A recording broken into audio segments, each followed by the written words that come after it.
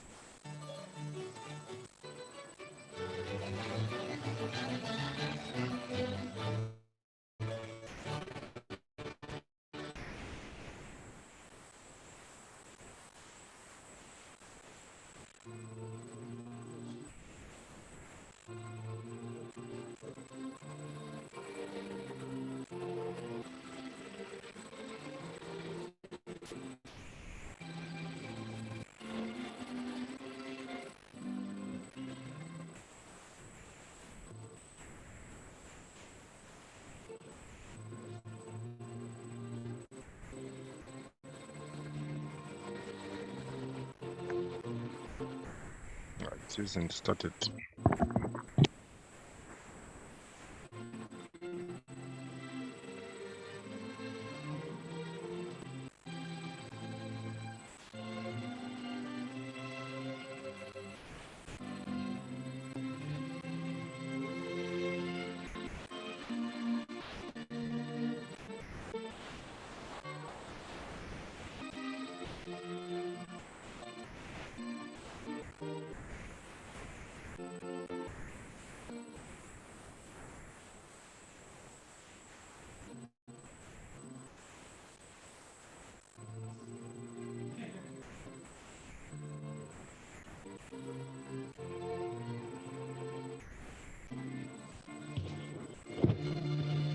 Right, good morning, everybody. We need to start.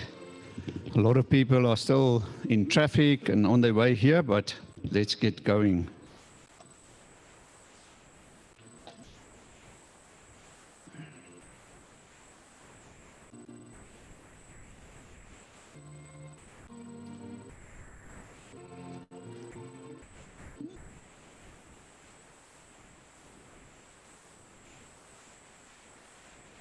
All right, so while the people are still arriving and so on, let's do a little bit of housekeeping.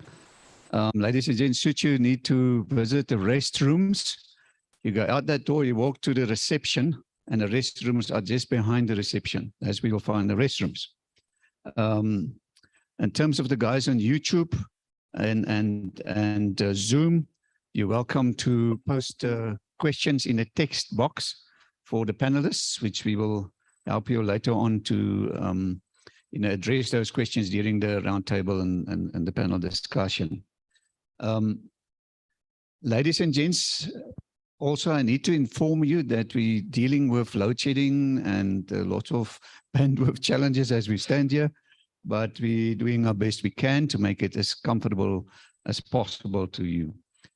So you will see that usually we put a Zoom screen on the big screen here at the front, but the signal is so poor today, and believe you me, we've got even a dual modem router there, and we've got the most expensive technology, but if there's not a signal, there's not a signal. You can't do anything about it. So if we put up a Zoom screen as normal, and then the resolution is too bad, so you can't see what's going on there, especially when you look at slides. So we do it direct to the screen. Should somebody speak to us via Zoom, then we will just do a duplicate screen. We will have to play around with the technology. Apparently, the load shedding is up till 10:30. Jan, did you say 10:30 is the load shedding? So then what's then going to happen is the power will go down for about 7 minutes, and we will obviously lose all our equipment, and the projectors will go down, and we have to reboot everything. And then we usually run on an inverter, but not even that is helping us today.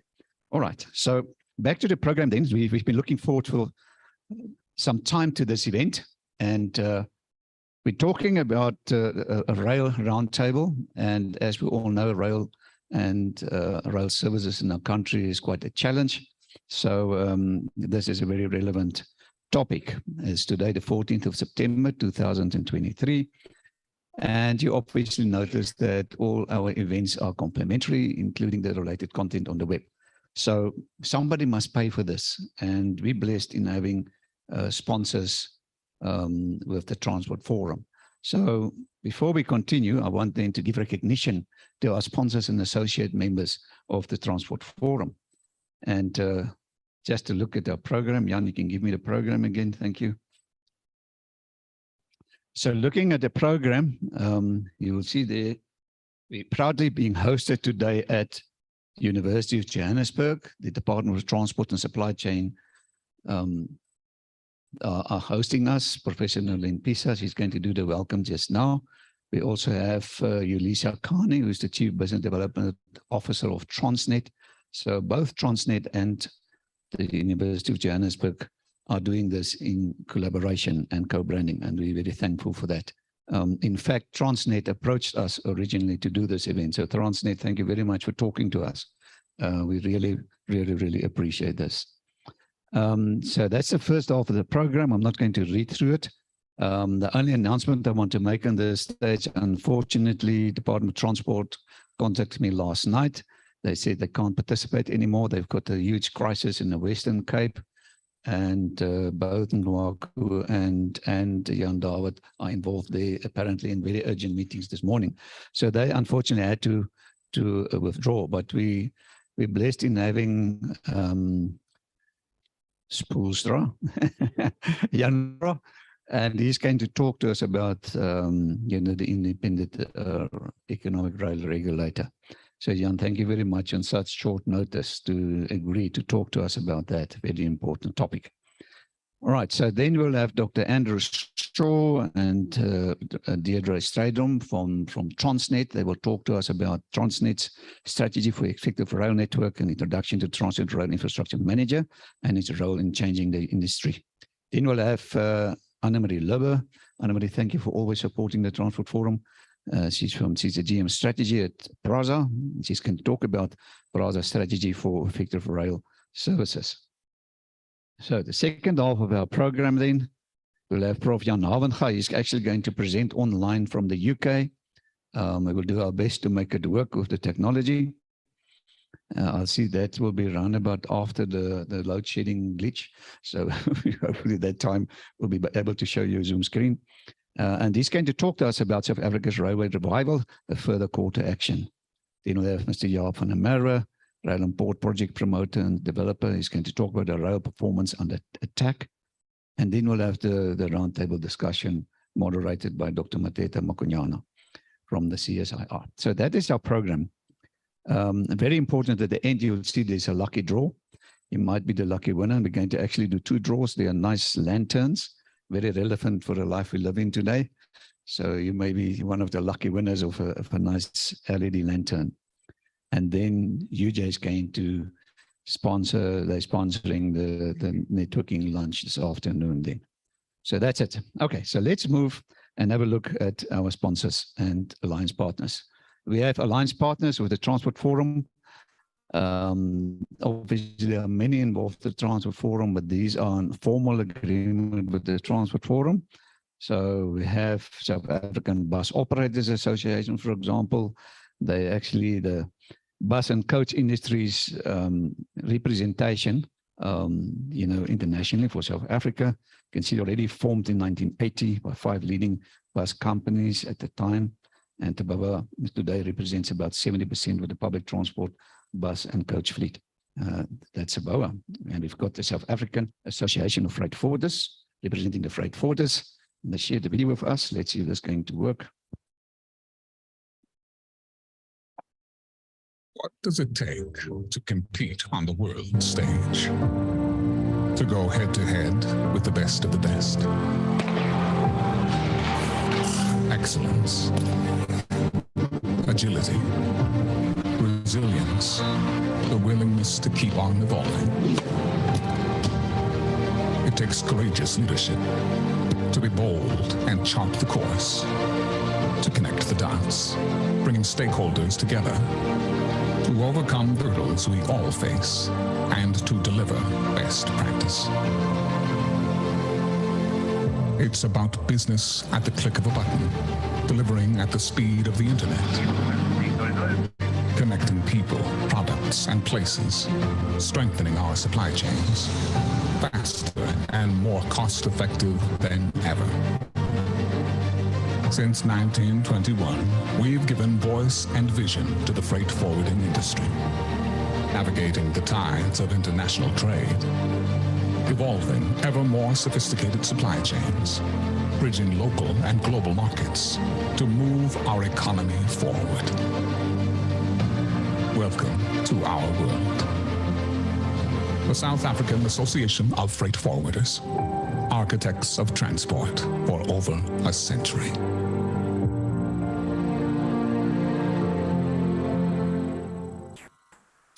Thank you very much, Saf. South African Express Parcel Association, representing the express parcel industry in South Africa. Thank you very much, Gary Marshall and team, for your support. You've got the Road Freight Association. You can see they focus on green, smart, safe, legal, and freight. And they say without trucks, South Africa stops. Thank you, Gavin Kelly. Right, then we've got the African Rail Industry Association. The association is the preeminent body in South Africa representing players in the railway industry. You can see the mission is very much in third-party access and so on to make to bring private sector and public sector closer to each other. Thank you very much, Ria.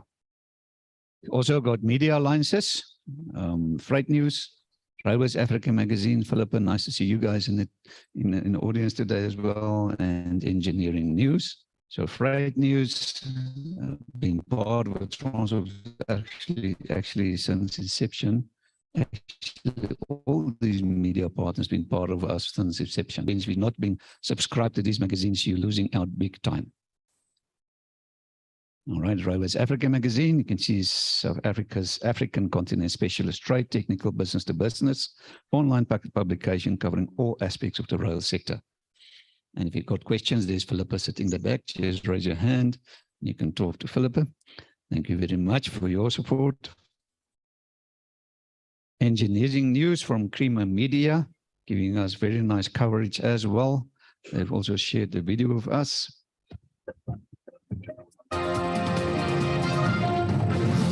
Hello and welcome to this week's edition of the Engineering News and Mining Weekly magazine, published on Friday, 15 September 2023.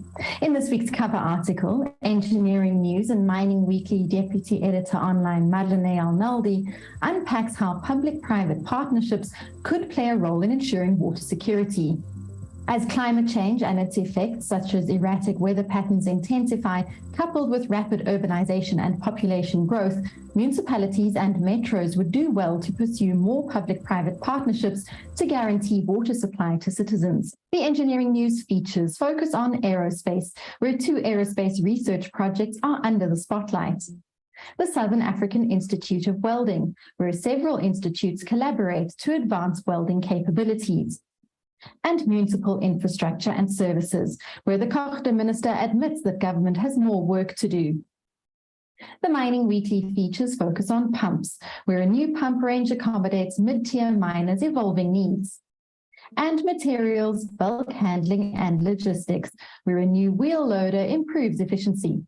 This week's business leader is Akona Tainka, GM of KFC Africa. And as this week's cartoon shows, with elections looming, the governing party is unlikely to want to pull in its spending horns. However, the National Treasury is warning that it needs to do just that to avoid a looming debt crisis. We hope you enjoyed this week's edition of Creamer Media's Engineering News and Mining Weekly. Be sure to subscribe to the magazine that offers you in-depth news about developments in the real economy by emailing subscriptions@engineeringnews.co.za. Happy reading and see you next time.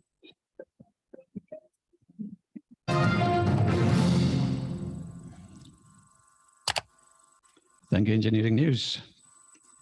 Right, ladies and gents, let's have a look at our sponsors. We've got gold sponsors and platinum sponsors. We've got Standard Bank, been part of the Transport Forum for a number of years. You can see they, with over 160 years of experience, they believe that dreams matter and that together we can make them a reality. Thank you, Standard Bank. They shared the video, but I don't think it's going to play because this is a YouTube file on the internet. So let's see.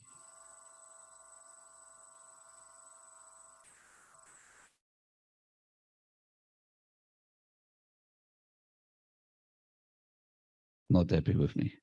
Signal.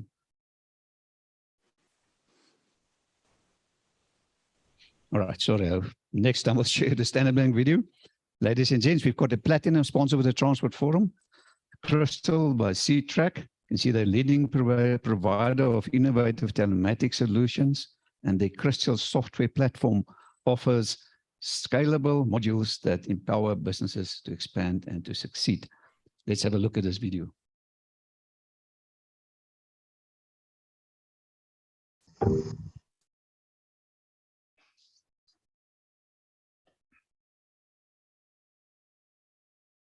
Changed in the 4 decades that we've been keeping vehicles and business equipment safe and always visible.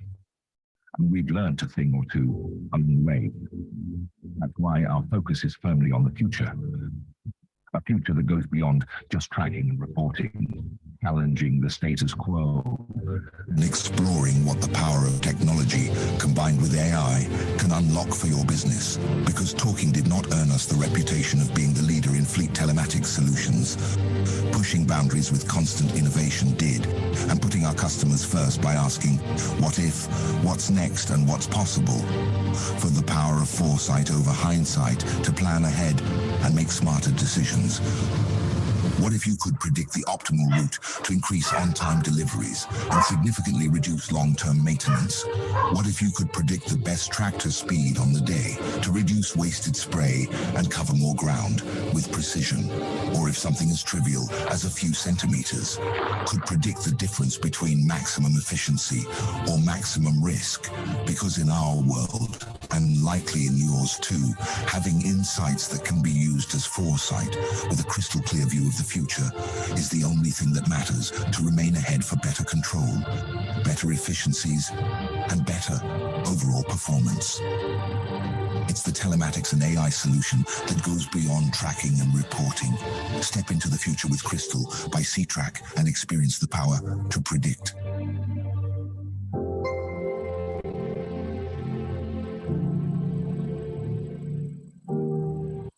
Crystal by C-Track. Thank you very much, C-Track.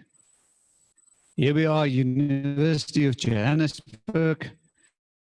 University of Johannesburg is a proud sponsor, gold sponsor of the Transport Forum since inception. Thank you, Prof. Nalin Pisa, Prof. Jackie Walters and team. Also mentoring myself quite a lot. Really appreciate all your support all these years. And Prof. Nalin will just now tell you a little bit more about UJ, so we'll get to it just now. So Bid Air Cargo fulfills the needs of the express cargo industry for daytime and overnight cargo capacity across comprehensive Southern and Eastern Africa footprint.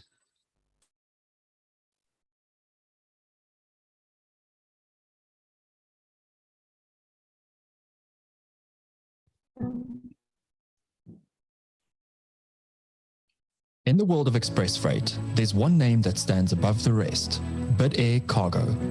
Our airport-to-airport line haul service is the backbone of South Africa's express freight industry. At Bid Air Cargo, we don't just deliver cargo. We go the extra mile to ensure a seamless and efficient experience in South Africa.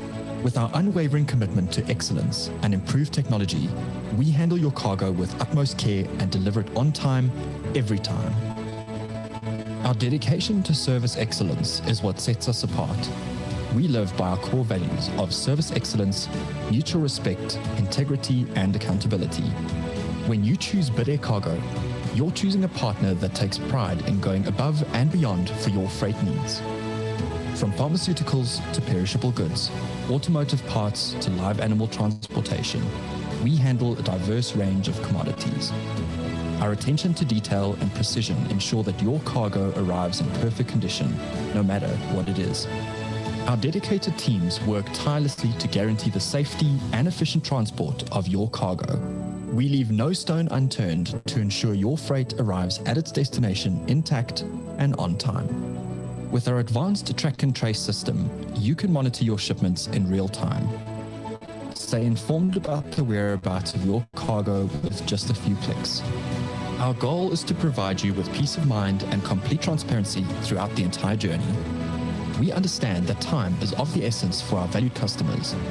That's why we offer a user-friendly online portal that simplifies the documentation process. Obtain quotations and create e-waybills with ease, saving you valuable time and effort. Whether you have a small package or a large shipment, Bid Air Cargo handles it all with equal care and precision. Our ISO certification is a testament to our commitment to quality and professionalism. We don't just excel in domestic express freight, we also cater to your international cargo needs. No matter the size of your business, whether you're a small enterprise or a multinational corporation, you can trust us to handle your cargo with the same level of dedication and attention to detail. Connect with us today and discover the difference our innovative technology, seamless tracking, and customer-oriented approach will make to your operation. Bid Air Cargo. Same-day express every day, overnight express every night.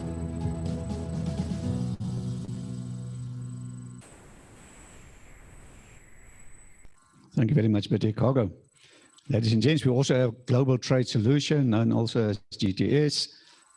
They specialize in exports and imports, consulting. You can see consulting and strategy, software solutions, specialized services. So if you've got any imports and exports needs, need to know something, you can contact these people. Obviously, all these links are available on the Transnet Forum's website to our sponsors. We've got Pegasus, consulting company of note. You can see they're a multidisciplinary strategic management consulting group. They focus on cities, climate, energy, resilience, transport, waste and water. So definitely talk to Pegasus should you need any consulting on those verticals. Thank you very much, Pegasus. Unitron Supply Chain Solutions, innovations, expertise delivered.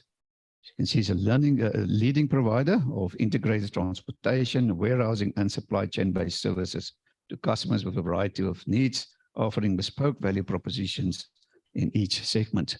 Thank you very much, Unitrons. JC Auditors, certification, compliance, and it's one solution.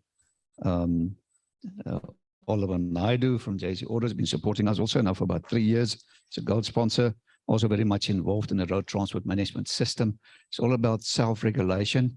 You obviously can't properly regulate yourself if you don't comply to anything.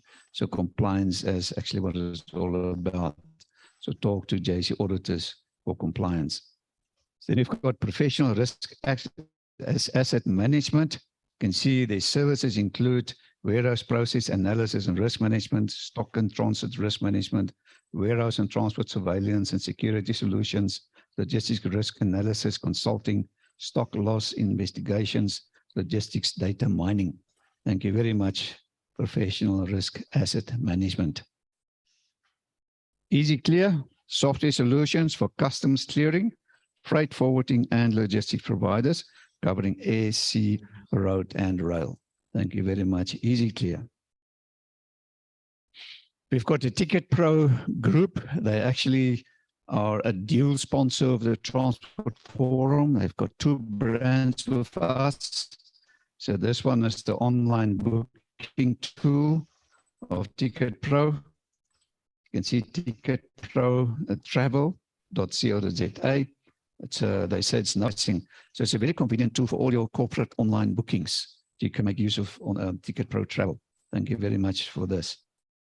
And then the same group, we've got the AFC solutions of Ticket Pro. See, they're talking about Ticket Pro Smart Tab. And this Smart Tab system includes key features for comprehensive route management, flexible passenger payment methods, flexible route and fare product setup, shift and dispatch management, cashier system, inspection tools, and comprehensive management information systems tools. Thank you very much. Smart Tab.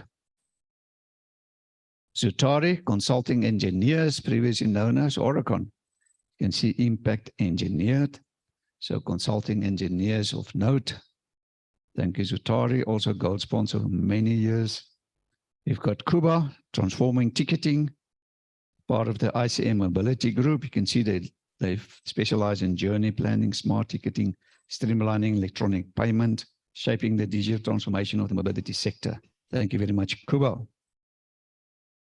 So ladies and gents, those are all our sponsors and our alliances. We can give a hand to them for making the transfer forum possible.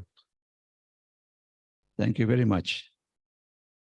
Just want to draw your attention to this event. The transfer forum also got a cubicle or a stand at this event. It's the Smart Mobility Africa Summit, and it's from the 1st, well, actually to the 2nd to the 3rd of October at Gallagher Estate. So go to the Transfer Forum and make your booking there. It's a great event. We are out of this straight SME Summit. This summit is running in October from the 20th to the 20th to 21st of October. And it's all about uplifting the SMEs in our country. Very important event. And we really encourage you to support this event and attend. Good, so our sponsors and our alliance partners look like that. And we're really proud, you know, also they being part of the Transport Forum's business directory. Our business directory is a well categorized directory administered by Olga Mashilo. Olga, are you here yet? Not too sure, so usually say a few words on it. So Olga Mashili, that's one of our SMBE initiatives. We outsourced the business directory to Olga Mashilo's company. She's doing the administration, everything. Very popular. The company's being listed there. They say they got very good results. And it's only 450 rands per year. So that's not really money. And you can get your company listed in this business directory. So I'll also send you an email after this event requesting your feedback on this event, and there also will be a link where you can indicate whether you want Olga to contact you.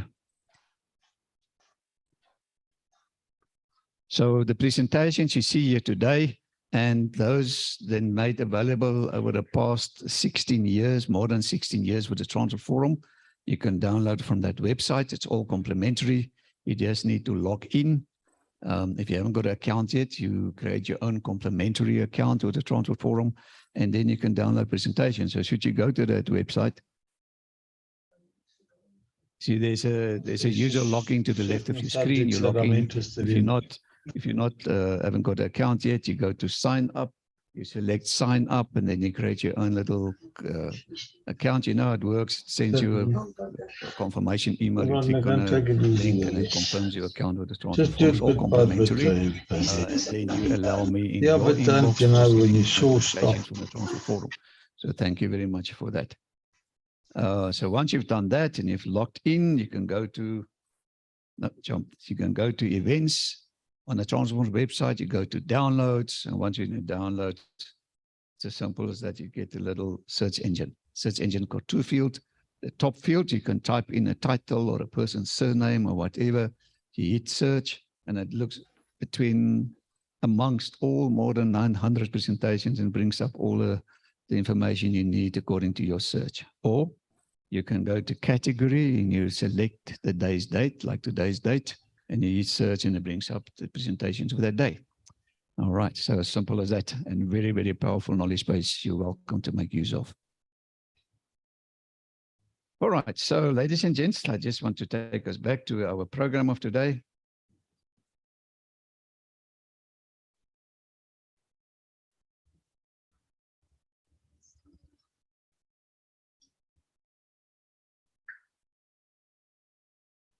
Sorry about this one. There we go. So our program today, we're still talking the Rail Roundtable, and I've asked two important ladies in our world, and that is Professor Noeline Pisa and Yulisa Kani from Transnet. So Prof. Noeline Pisa is our host today, also from University of Johannesburg. She's the head of the Department of Transport and Supply Chain Management, and she's going to say a few words opening the session for us. Thereafter, we'll have Yulisa from Cape Town talking via Zoom with us. So thank you very much, Prof. Pisa.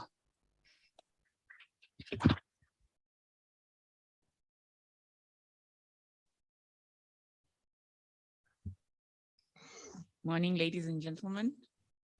Thank you, Harry, for the warm welcome. It's my pleasure to welcome you all to this round table focusing specifically on rail transport. I'll start by giving you a bit of a brief overview about our department. Our department, as Harry has mentioned, was established in 1968, and as a result, we've kind of refined and articulated a few things. We have a number of qualifications, a range of qualifications that we offer, both on full-time and part-time basis. These comprise of bridging programs for those candidates who do not qualify directly into any of our diplomas. The second level is our diplomas in transportation management and logistics management. These are on NQF level 6. We have both face-to-face and online programs in this realm. Thereafter, we have a BCom degree in transport and logistics management, as well as advanced diplomas in transport economics, as well as in logistics management.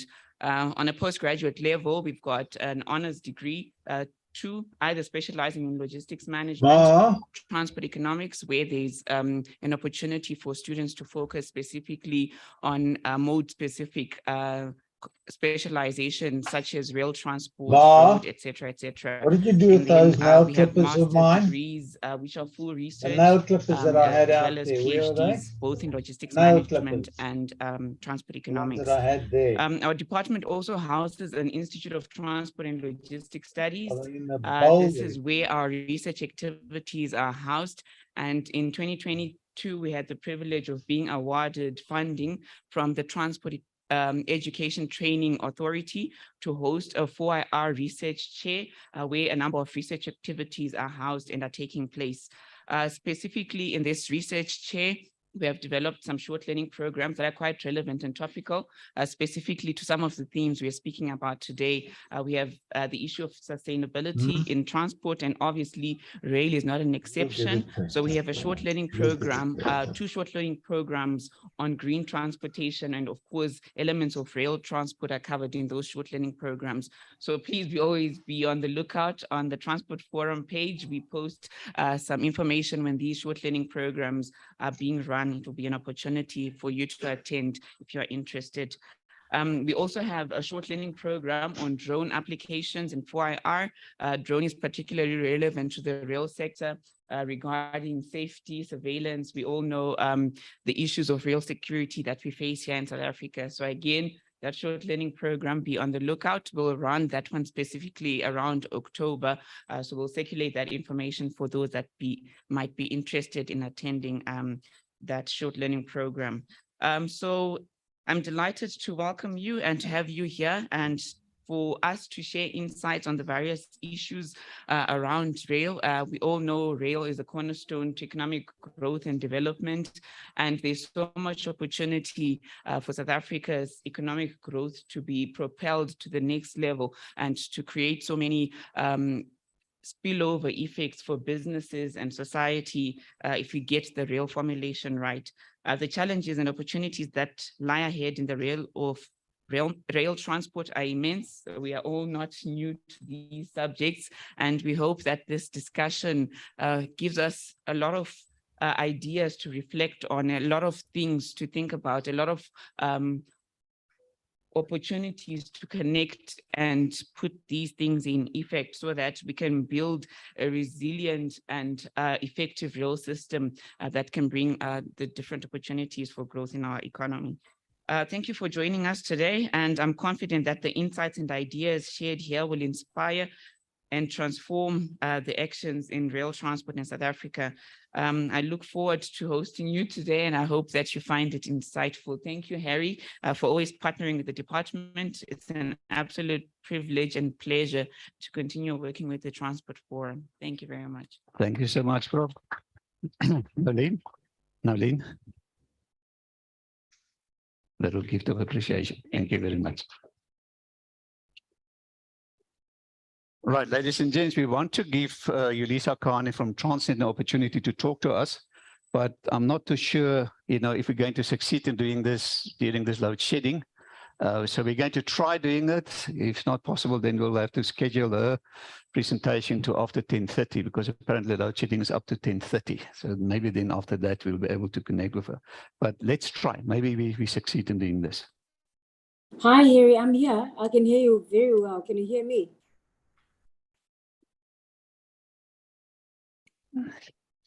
I can hear you very well. So Yulisa, can you try and talk to us? Let's see if we can hear you.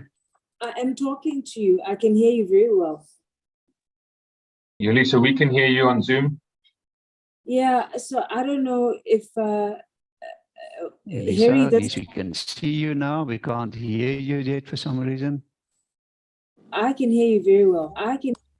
We can hear you, yes. So let me just. Yeah, I'm one of the many participants, and I can hear Yulisa easily online. One of the 93, so maybe there's another problem there.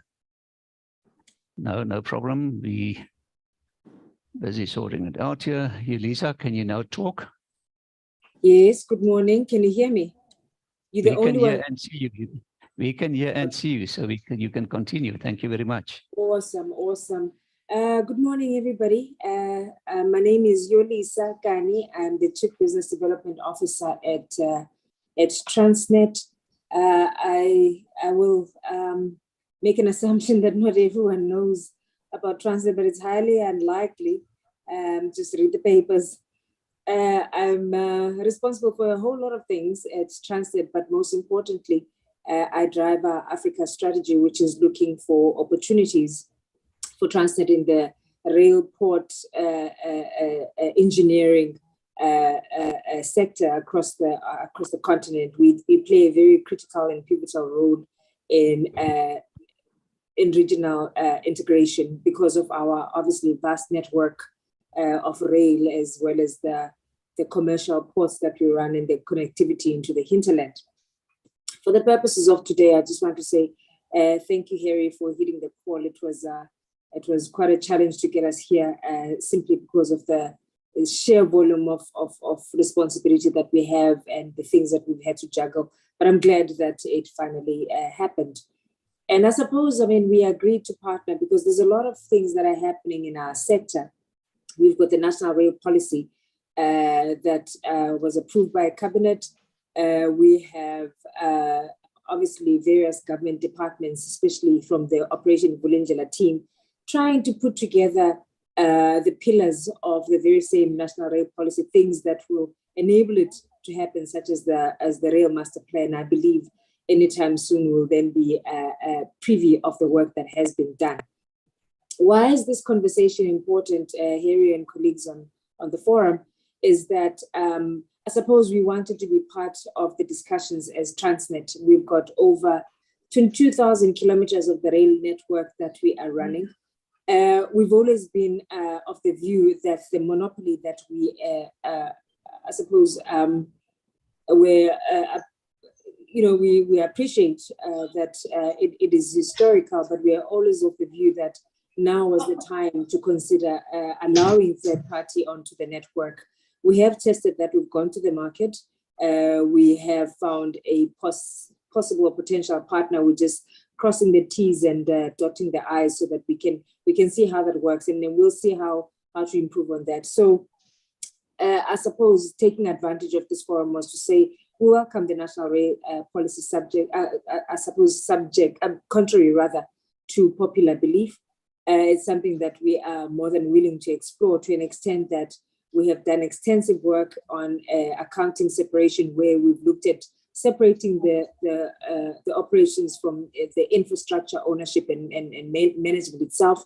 We've gone a long way in terms of establishing the infrastructure manager. We hope that by the end of October, we would have concluded on that process. Obviously, we will have to go through various governance structures.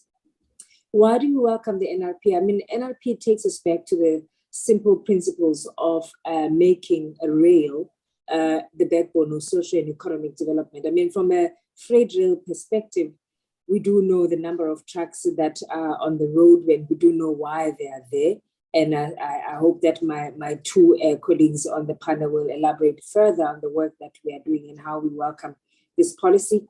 But also from a passenger point of view, it's a basic principles of the Moving South Africa that people that use public transport are not supposed to spend more than 10% of their disposable income on public transport costs. And we know that where that is sitting at. So I hope, and I really hope that by the end of this conversation, we'd have gone back to the basics of where we come from with rail. And I hope that we would have, through various inputs and insights, we all are able to come out wiser on the other side in terms of how do we really make this a success coming out of a policy that is well thought. It's one thing to have a policy, it's another to implement it. So I really look forward to hearing what everyone has to say, including my colleagues who are on the panel. Once again, Harry, really much appreciative of the fact that you've agreed to work with us on today, and UJ as well for coming on board as a partner. And I look forward to the fruitful discussions. Thank you. I will be on the call. Unfortunately, I'm in Cape Town, but I will then switch off my camera. Thank you so much.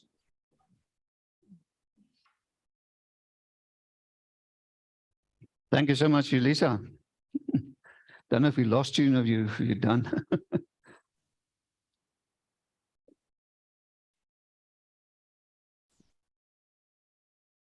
Right, it seemed to me Lisa has done a presentation. Lisa, thank you very much for talking to us, and she's the one also who's been instrumental in actually making this happen today.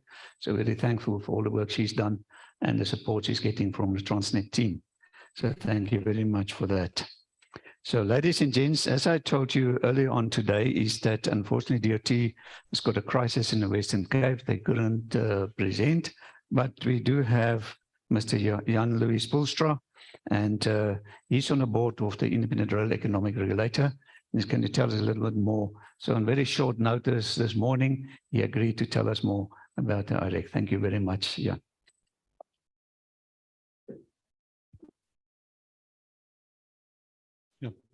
Thank you very much, Harry. Perhaps just the introduction of myself, Jan-Louis Spoelstra, an industrial engineer by training, but also a very proud recipient, if I can just say, to the University of Johannesburg on the joint master's degree that was awarded between the University of Johannesburg and Glasgow Caledonian University. So I feel at home on the premises of the University of Johannesburg. Thank you very much, Professor, for the welcome. Also to many people in the audience, I've worked most probably with half of the people as colleagues at different times, and interacted with most probably another quarter of the people in the room. But the focus today will be just on what is happening in the country regarding the future regulation of transport. Just perhaps before I start with that, just to mention a few highlights that we've taken note of happening in our region and internationally regarding rail transportation in the last couple of days. You've seen very recently that the governments of Botswana and Namibia signed a MOU to progress now for the construction of the Trans-Kalahari Railway. That is something I think that we just need to take note of as South Africans, also looking at the competitiveness of our rail industry and the ports in South Africa. The second is that from the United States, they are sponsoring a lot of the work happening on the Lobito corridor, and especially with the Lobito Atlantic Railways. It's also where the port of Lobito in future can start to compete for the traffic coming out of the Congo with the ports in South Africa and the port of Dar es Salaam. So let's take note of that.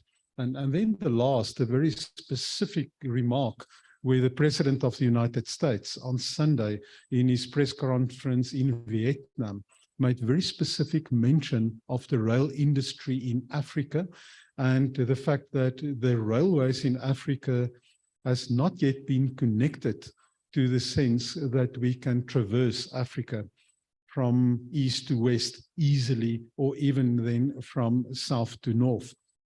Just go and listen to that press conference and you will find out what may be some of the objectives also coming from the G20 as well as from the United States regarding the African infrastructure. Now, within that specific environment, we have also taken note of some of the changes happening inside South Africa. And I know that Nkwaku would have mentioned that today, but I just want to mention that while we start talking about the future of the railways, and that is that the government formally signed the Luxembourg Protocol. For the people that don't know what the Luxembourg Protocol is, it's a subset of the old Cape Town Protocol.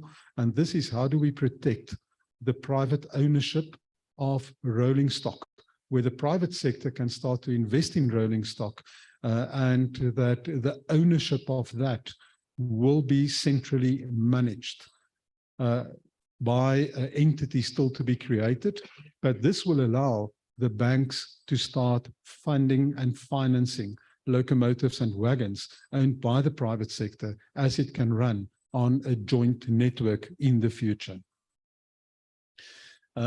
Now back to what is happening in the country and where the independent rail economic regulator capacity is coming in. We all know that Cabinet signed the rail policy and accepted the new rail policy in March of this year. It's published, it's available for anybody that haven't read the rail policy. Please download that from the Department of Transport's website.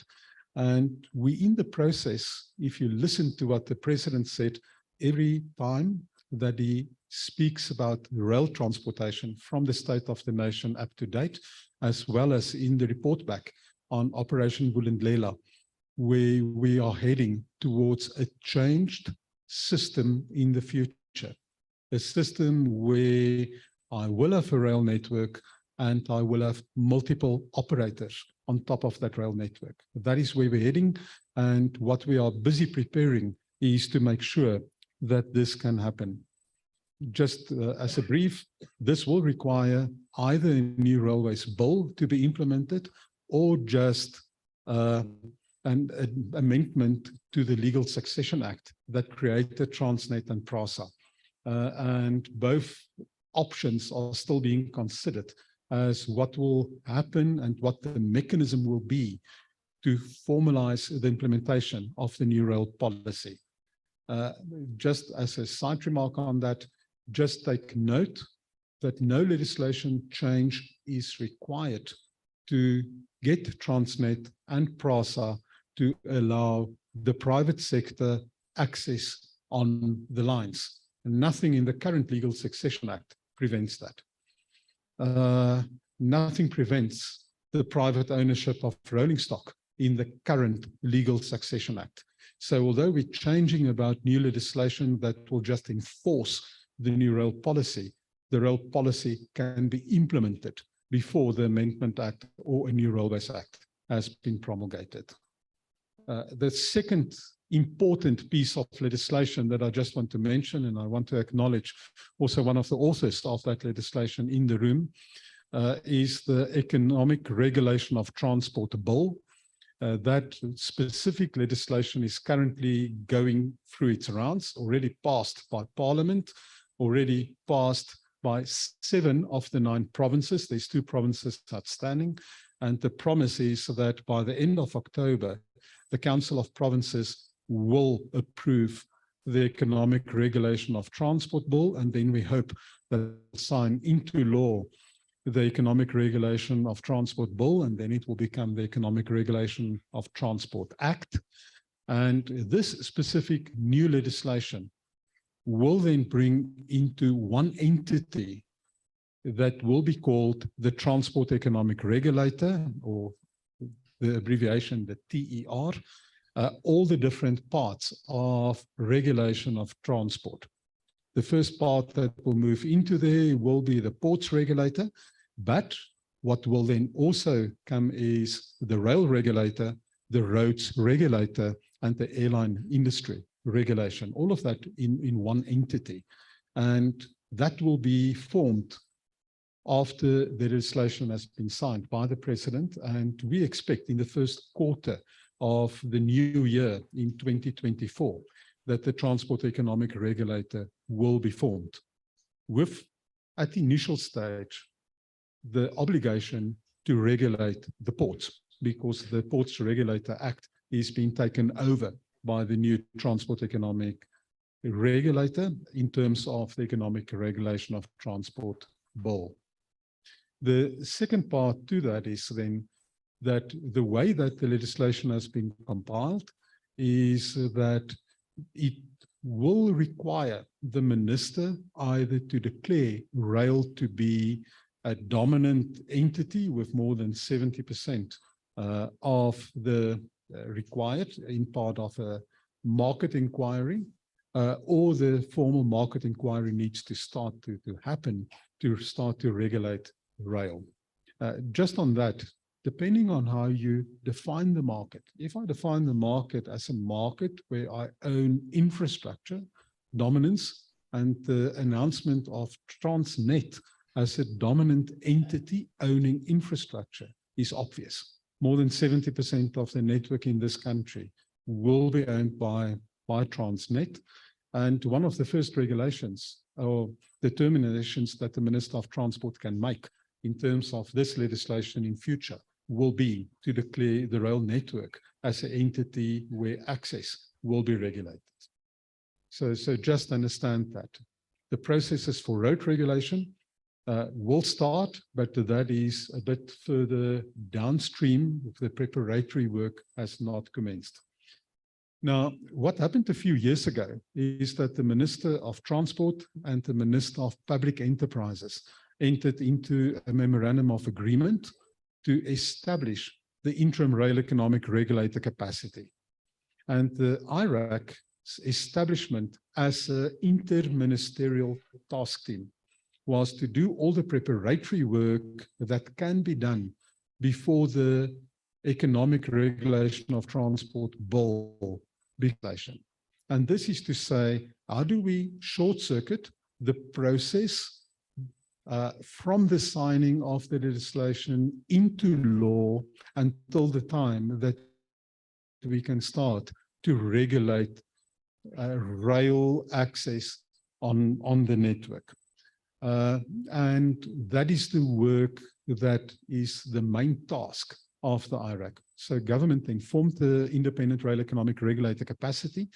It's constituted with 3 government officials, one representing National Treasury, one representing the Department of Transport, and one representing the Department of Public Enterprises, supported by 3 independent board members. I'm one of the 3 independent board members. And we then report back as the IRAC to the Minister of Transport, as well as the Minister of Public Enterprises and the Minister of Finance on the work that we're doing. It is quite important to realize that this preparatory work is taken up extremely seriously by government to ensure that we can start writing and putting in place all the aspects required to in future regulate the railway industry. We don't have any regulatory rules or responsibility today. So if Transnet allow any entity today to access the network, it is on a commercial agreement between Transnet and whoever they allow access on the network, and the same also with PRASA and any operator that will be appointed. We may be requested by the Minister of Finance to have oversight or to give our input in the access agreements things get So I done. just say that the IRAC is there to assist government to do all the preparatory work so that the future transport economic regulator can start in a running position to prepare itself to regulate rail as soon as possible. What is also just important to mention is that we can be requested to play a different role of advisory or co-sign-off, depending on requirements by government. So if National Treasury, for example, requires Transnet in its implementation to get the sign-off from the IRAC, it's something that the minister can require. And then we will have to comply, both as IRAC as well as Transnet. What we are doing, I'm not going to go into the detail, and please understand that it was really on short notice that I've been asked to speak. So I don't have a full mandate from the board of the IRAC. So I cannot go into the detail of the work. Thank you so much, Jan-Louis, and such a short notice for helping us out here and still doing an excellent presentation. Surely we're looking forward to the implementation of the rail policy. So now we're going to get to Transnet Chief Strategy Officer of Transnet SOC South Africa, and he's going to hand over to Deirdre Strydom. She's the Executive Manager, Group Strategy and Planning. And the two topics they're going to talk to us about is Transnet strategy for an effective rail network, and then also the introduction of the Transnet Rail Infrastructure Manager and its role in changing the industry. Thank you very much, Dr. Shaw. Really appreciate it.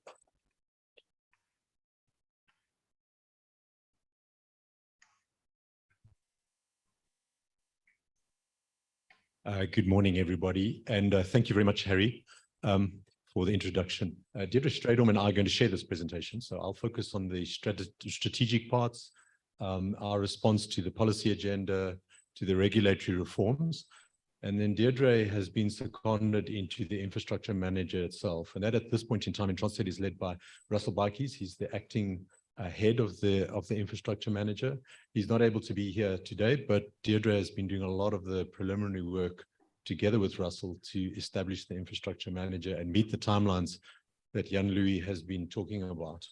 Jan-Louis, you got in your previous presentation just to the point where the very tough regulations were being spoken about and the power dropped. So if I can just say thanks to Eskom for saving us from hearing what tough regulations we have to meet. Fuck's sake. And I'll talk to some of those now. No, look, this is a big change for Transnet. It's been an integrated monopoly railway for 100 years. It's a very positioning of the whole, but for it actually means we have the operating model, the work, the way that we interface with customers, the way that we interface with other private players. It's a significant change. I'll walk through some of the objective policy. We interpret them.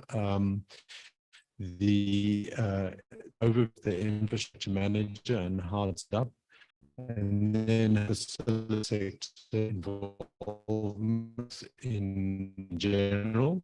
We do bring in or try in the and agriculture. Too much about this. I want to get to the debate or the changes that we expect within the rail environment. But why it's important is the Transnet Freight Rail's revenue from each one of those sectors. So you will see that we're very dominant in the commodity space. We're much less dominant in the areas in red, which we call the industrialized space. And in the container grouping, we have a relatively strong dominance, very much so in ports, but slightly less so in rail. This is really the area of opportunity, both from a growth in rail perspective, but also in terms of how the infrastructure manager is set up to enable and empower rail operators to operate across the network. And what we will demonstrate is in that other parts of the world, it's really this part or the industrialized part that has seen the greatest emergence of third-party operators and where we've seen real growth. And I'll talk to that. I'll get to that particular slide a little later on. We continue to see each one of these segments in terms of its full value chain. And so a part of our strategy is to draw in private sector involvement in those segments in a way that leverages up the opportunity to deliver volumes and improve performance. So you will have seen in the press, for example, that we have in the region of about 35 odd PSP initiatives. Probably the most talked about one being the partnership in the DCT terminal, which is the second of the 2 container terminals in the Port of Durban. But those really are a focus on enhancing the value chain delivery of this. This is really aligned very much to what we're doing in rail. So it's not as though we have 2 separate strategies. They are actually interconnected together, but we continue to follow that value chain type of approach.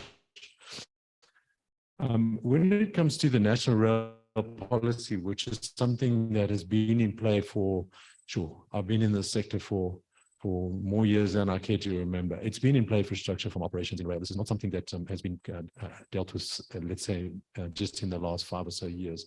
It actually has its emergence around the time of moving South Africa, which is around 1998 to 2000.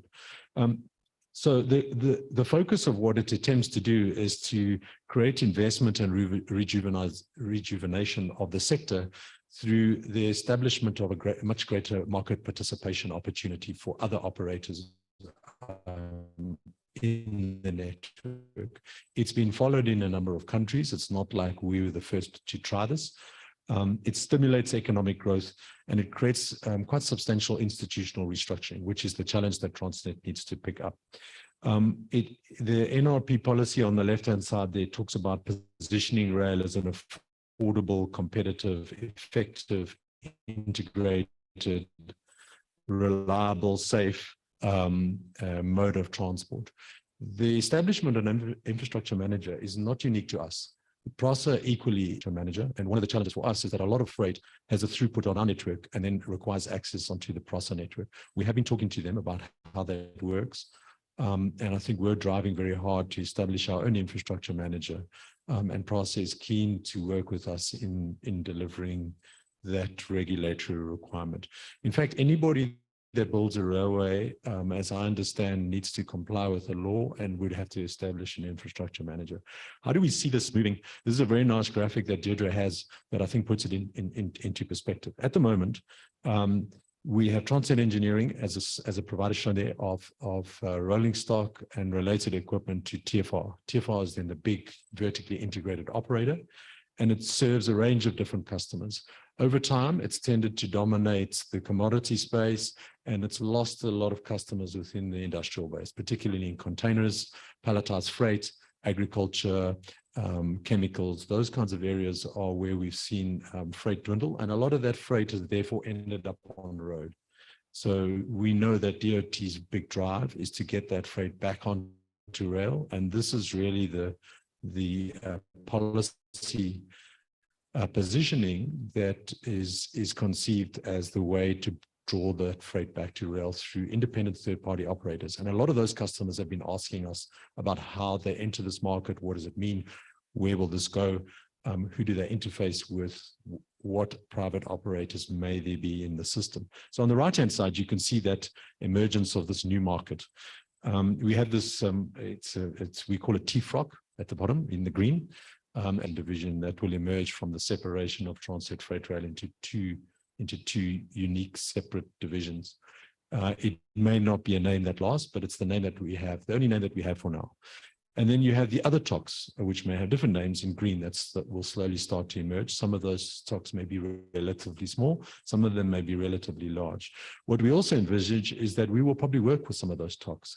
There's already people that are interested in talking to us, for example, about a hook and haul type model. So in other words, if you own a set of wagons, how could you get it hauled from one point to another? Well, you could actually approach any of those operators and ask for them to provide haulage services, which is also allowed within the shift in the policy. Some of the things that we need to think here have been some of these aspects that emerge from two key documents at this point in time, which is the White Paper on National Rail Policy and the ERT Bill, which is the Transport Economic Regulator. I asked Deirdre before because I know I was going to get that wrong. Those essentially provide us basis under which we are initiating the regulatory reform. Jan-Louis mentioned the Rail Act. We do have a view that after this bill is published, after the TER bill is published, that give very clear guidance as to how we will undertake some of the elements that are included in the white paper. In some respects, what's in the white paper isn't entirely picked up in the Transport Economic Regulator Bill. A lot of it is picked up, and is sufficient for us to work with, and it's sufficient for us to create the separate that is different from the same origin and destination using another part of the network. The maintenance of the network will be to approve standards, to provide reliability and a properly scheduled railway. And so a lot of what's happening with an infrastructure manager now is actually determining what parts of the infrastructure need to be brought up to standard where it's actually in a reasonable operating condition where it can be taken to operators, TFR and others. At the moment, the network is not sufficiently reliable in many instances, to provide scheduled slot allocation. Not all parts of the network, but a large chunks of the network at this part are not sufficiently reliable to meet that requirement. So there is a plan to invest in the network. Our key challenge, of course, will be funding, but the plan that is being undertaken at the moment is to identify what needs to be done to the network to get it to that condition. Then the fourth sub-bullet there talks to the determination of access fees, or what I would call track access charges, and the terms under which they will be published. And the publishing of the terms would be in the network statement. The network statement is essentially the provision of a statement by the infrastructure manager as to what is available, the conditions of under which you could apply and be allocated a slot, and how that would be managed. I will talk to the concepts of a regulatory asset base in a few other slides, but for those of you not aware of this terminology, it's used by NERSA, it's used by AXA in terms of its provision of regulatory prices to the different airlines. It's used by the TNPA. Essentially, it's, in simple terms, it's really just pooling all the assets and using the cost to deliver or sustain those assets in a reasonable operating condition as the basis for determining the tariffs to all users. And what it does imply is that in some instances, it means that, say, in the aviation environment, is that users of Roundtable, which is very intensively used, may help to serve the costs of users, say, in Kruger International and Mpumalanga Airport, which is much less intensively used. So the idea of creating a regulatory asset base is to pool the resource available to everybody, that there's not some differentiation on the basis that you only have access to a much smaller, lesser used part of the network and somebody else has access to a much bigger part of the network. It's to try and equalize the pricing and give people the benefit of it across the network. And I'll show you some of the network. The IM will sell trains at the TER. The TER is the terminology that Louis later approved prices. At the moment, there's an interim regulator, an IREC, and so we wish to engage with the IREC around our approach to the regulatory asset pricing approach that we would like to put forward. We've already started that process. Sarah's aware of that through Operation Vulindlela. So Operation Vulindlela provides some oversight of trying to help the whole industry drive this outcome as rapidly as possible. The Transport Economic Regulator will regulate the access regime.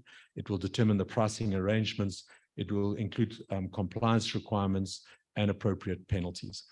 In a way, it's a little bit of a vague space at this point. So our focus is to work with the incumbents, IRAC and Operation Vulindlela, to establish our view of how the regulatory provision of pricing will be managed, and to set that up in that way. And Deirdre will talk to you about the time frame for doing that. And once that's set up, the regulator may come in and adjust and amend that, but that will be the basis for at least starting the process. Because you require the bill to become an act and the TER to be established as a institutional structure before it can actually issue any regulatory provisions to us or to anybody else, and that's not yet happened.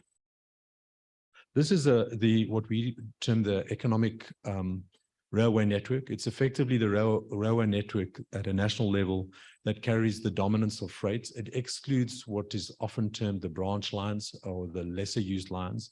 And the reason that it's established as an economic network and the focus for this and for the infrastructure manager is because the regulatory asset base is really derived from keeping this piece of the network, so this economic network, in a sustained, reliable operating condition. It's not to say that the balance of the network will be forgotten about, but it will be dealt with separately and outside of the regulatory asset base for the first establishment of the infrastructure manager. Just to bring you, what you can see there in red is the bulk lines. Then you will see some lines that refer to the core freight network. Those largely interconnect the ports and the main cities. Then we have what we call key redundancy lines. These are lines that actually provide us alternative geographical opportunities for rerouting trains, which is quite important if you have infrastructure works or if there's some activity or some disaster such as a flood, etc. And then there's feeders that fit into that. So this is really the network that the infrastructure manager will have core responsibility for. I think I must go through this quite quickly, but this is really talking to the benefits that we see. Improved infrastructure management, it's structured, it's based on a regulatory tariff model. You are forced to invest in the network in a structured way because the regulator actually has an oversight of the network. And for us, that's actually quite important because one of the things in Transnet is that because of the financial constraints of Transnet is that suboptimal allocation of funds has gone into maintenance of key pieces of the network.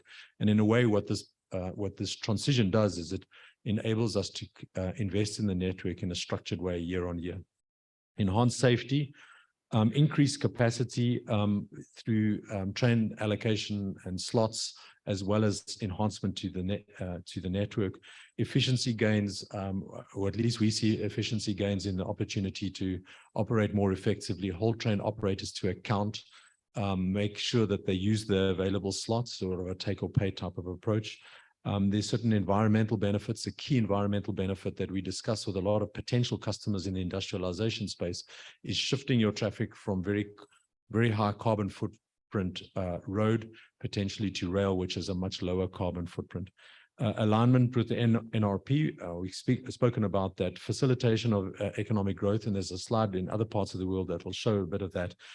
Facilitate international trade, particularly into the port space, and reduce congestion by bringing more traffic or more freight onto the rail network. So the objectives of the NOP, I'm actually going to skip the slide in the interest of time so we can get to Deirdre's presentation. Let me just really deal with some of these.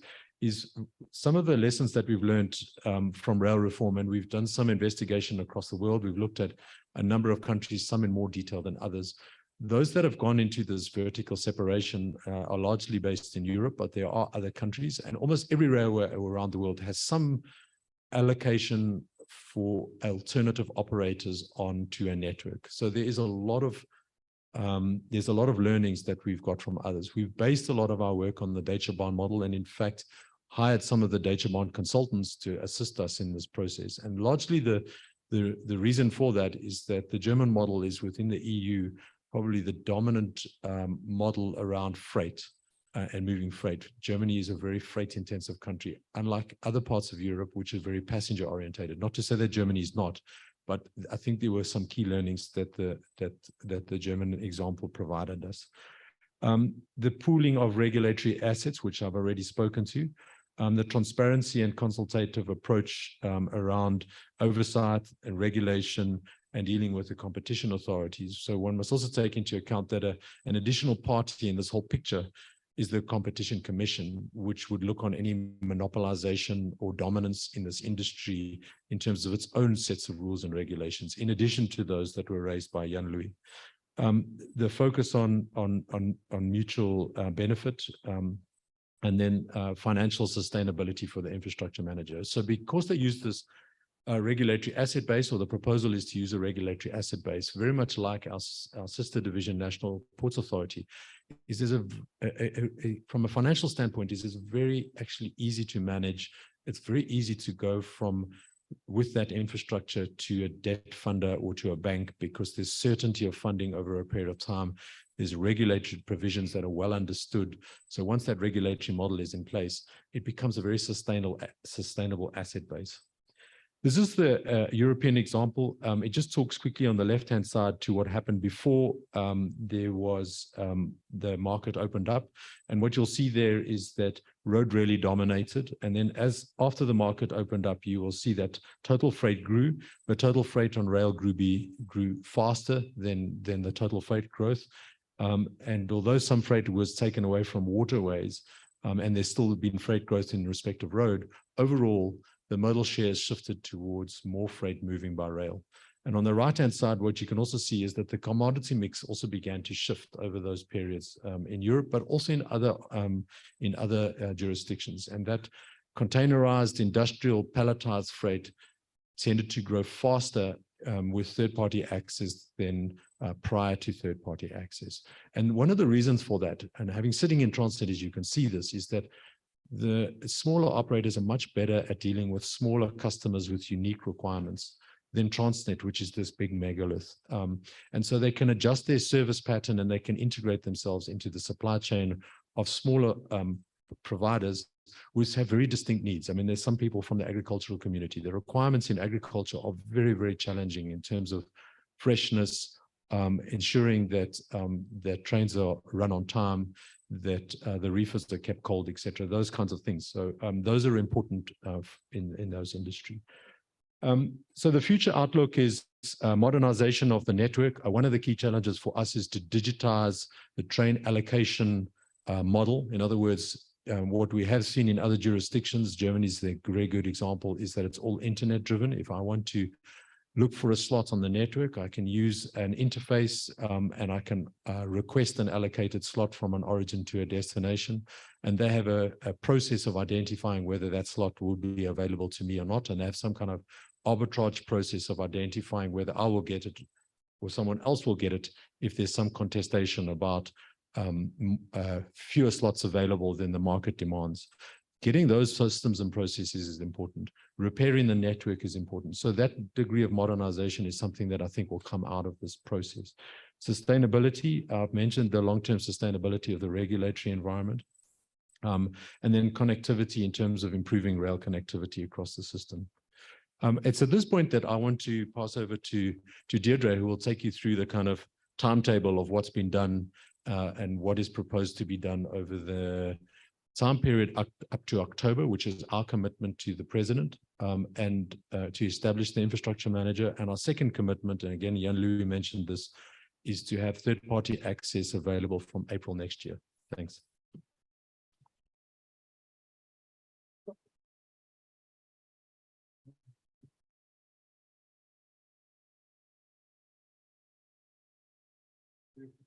I know, it's scary.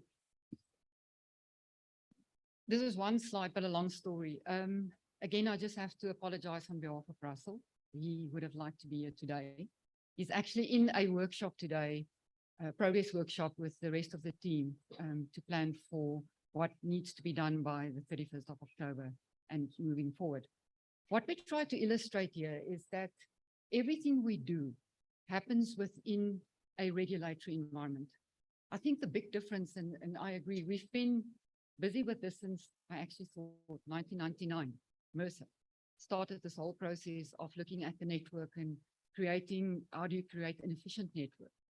The bigger your asset base is, the more you dilute your ability to buy a revenue, actually invest back into your assets. And I think that's been with us for many, many years. And since then, with moving South Africa and many changes after that, we've never had regulatory and policy certainty. And I think with the change that came through last year with the adoption of the white paper, as well as the key dates that the president then communicated afterwards, this process was accelerated on Transnet's side. So something that would have typically taken longer had to happen on steroids, and I'll give you a view of where they are. So in terms of the context, there's two processes, and we've heard a lot about it. The national rail policy, the process around the national rail policy, moving to the, that will eventually become the National Rail Act, provides the framework for the industry. So it creates the framework within which we create new structures in industry, new institutional roles, etc. So it provides a framework for, within which we can start the process of separation. As Jan-Louis indicated, the Legal Succession Act already allows access to, but the Legal Succession Act didn't anticipate the separation of operations and infrastructure. So in terms of the TFR of today, that you all know, it's an vertically integrated business, although to some degree operations and the network have been separated some time ago. You will see aspects of network, let's say network management, the maintenance, execution of that, that's currently part of operations. So there is a bit of convolution in terms of the structure of today. With accelerated separation or accounting separation, as announced in the State of the Nation address, the first task at hand is to separate rail infrastructure and rail operations. Now, it seems a trivial task. It's got a very, very, very long project plan.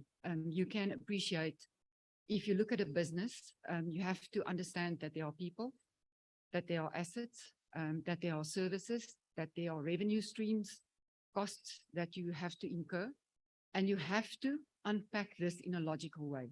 So that at the end of the day, when you end up with an infrastructure manager, it is a functional infrastructure manager. You have a very good sense of what assets the infrastructure manager is responsible for. In order to understand that, you have to understand the services that the infrastructure manager will offer.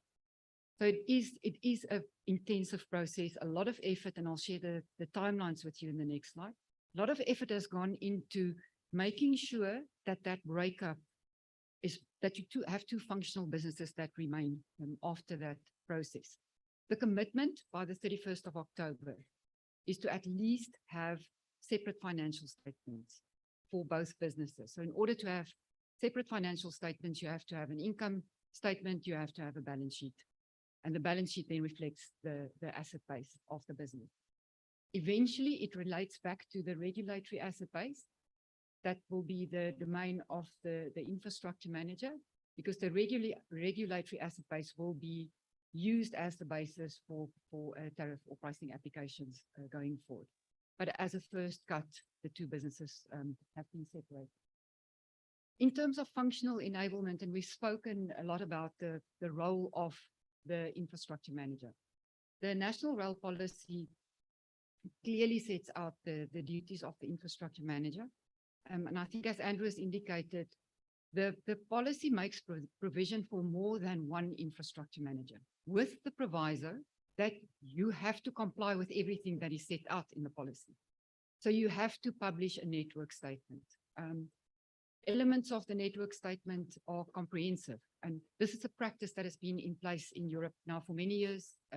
They've got a lot of experience, and I'm sure they also went through teething problems. But the network statement is effectively the infrastructure manager's prospectus that he publishes to the market.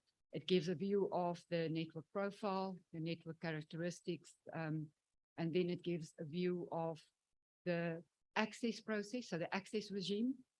How do you apply for slots? How are slots allocated? What are the dispute mechanisms that you can follow? What are the deviation management issues? So all of that is contained in your network statement. So saying, how do I engage with the market? It contains your terms and conditions, commercially, as well as from a safety and regulatory perspective. It contains the services that the infrastructure manager will offer. So what are the main services? What are the ancillary services? Then very importantly, pricing.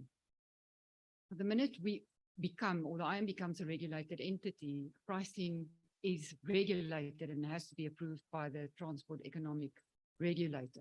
So all of the conditions associated to pricing is then set out in the network statement, and also pricing associated with ancillary services. So this is a very important document because it sets out the statement of intent of the infrastructure manager. That's just the network statement. Then you have to deliver what it says. The infrastructure manager is then responsible for traffic control, train path management. So the allocation of slots, then allowing operators into the network, making sure that there is safe passage of trains, and then overall functioning of the network. Very big element of that is network management. Big component being network maintenance at this stage. And again, as Andrew indicated, for a vibrant rail sector to be established and grow, you need a network that looks like that. So there's a lot of investment that have to go into the network, starting with what we call the economically productive network. If you want to open access, allocate slots, it's going to be on a key performance basis. So what are my duties and obligations as the IM? What are your duties and obligations as the train operating company to use my assets in a responsible way? And to get to that point where this network is responsive, we need to invest. And we need money to invest. I think a key point from the benchmarks globally, in most instances in European countries, and yes, there's a lot of passengers that supports this approach. The capital investments, the capital investments in the railway are borne by the government to a large degree. Most of the freight, the IMs responsible for moving for the freight network, carry about 20% of the investment. And that goes back into the economically productive network. We most probably won't have that same luxury. I think part of the challenges that we will have, and that is part of the IM's function, working with the Department of Transport as well, is to figure out how do we fund the modernization. So first of all, restoration and then modernization of the network going forward. And especially how do we invest in the technologies needed to modernize the network. In terms of network categorization, again, we've given you a view of what it could look like. That's our bulk mineral corridors, the core freight network, etc. So you most probably will end up with what we call the backbone network, and then a feeder network, or A and a B type of classification. That is important from a pricing perspective. It's important from an investment perspective. And as indicated, the branch line network, or let's say the B network, is no less important, but it requires a different funding model. So it requires what we call a different treatment. Interestingly enough, there's a big drive towards, and I know our colleagues from the agri sector, towards food security and food sustainability. So this B network, or the branch line network, I think going forward might start playing a different role. And typically you will find funding sources that would not have been available for rail, from a sustainability perspective, all of a sudden becoming available for investment. So it is definitely something we're looking at as well. And I think Transnet, through the policy, is tasked with coming up with a strategy for the light density line network. Access framework. The access framework sets out the conditions through which we allow access to the network. So typically the access framework would indicate how slot application works, how slot allocation works, the pre-qualification criteria. So if you apply for capacity or for a slot, there are certain criteria that you have to comply with. One being you have to have a permit, RSR permit as a train operating, or a train operating permit. So again, this is all about timing. If you want to apply for slots, it takes about 90 days, 3 months to 4 months to get a permit. So one has to consider, if you apply for slots tomorrow, you're not going to get it the next day if you haven't complied with all of the criteria. And all of the details of this is set out in the network statement. In terms of the structure, functional enablement, the key deliverable by the 31st of October this year is that we will have a separated infrastructure manager in Transnet. So it's a Transnet Rail Infrastructure Manager, and we have TFR as a train operating company. So all of the effort going into setting up the infrastructure manager is equally going into setting up TFR as a train operating company. And between the parties, as part of the work that's going into the network statement, equally, the relationship between the IM and the operating company going forward, initially TFR being the dominant one, is that it will be an access arrangement. So you can appreciate, I think, moving from an era where we priced per ton integrated to a customer XYZ, there's a lot of changes in our financial and commercial systems that had to take place in order for us to achieve that status by the 31st of October. And then just to mention, and maybe Andrew, if there are questions later at the roundtable, you can elaborate on this. Transnet is also setting up a leasing company, a leaseco.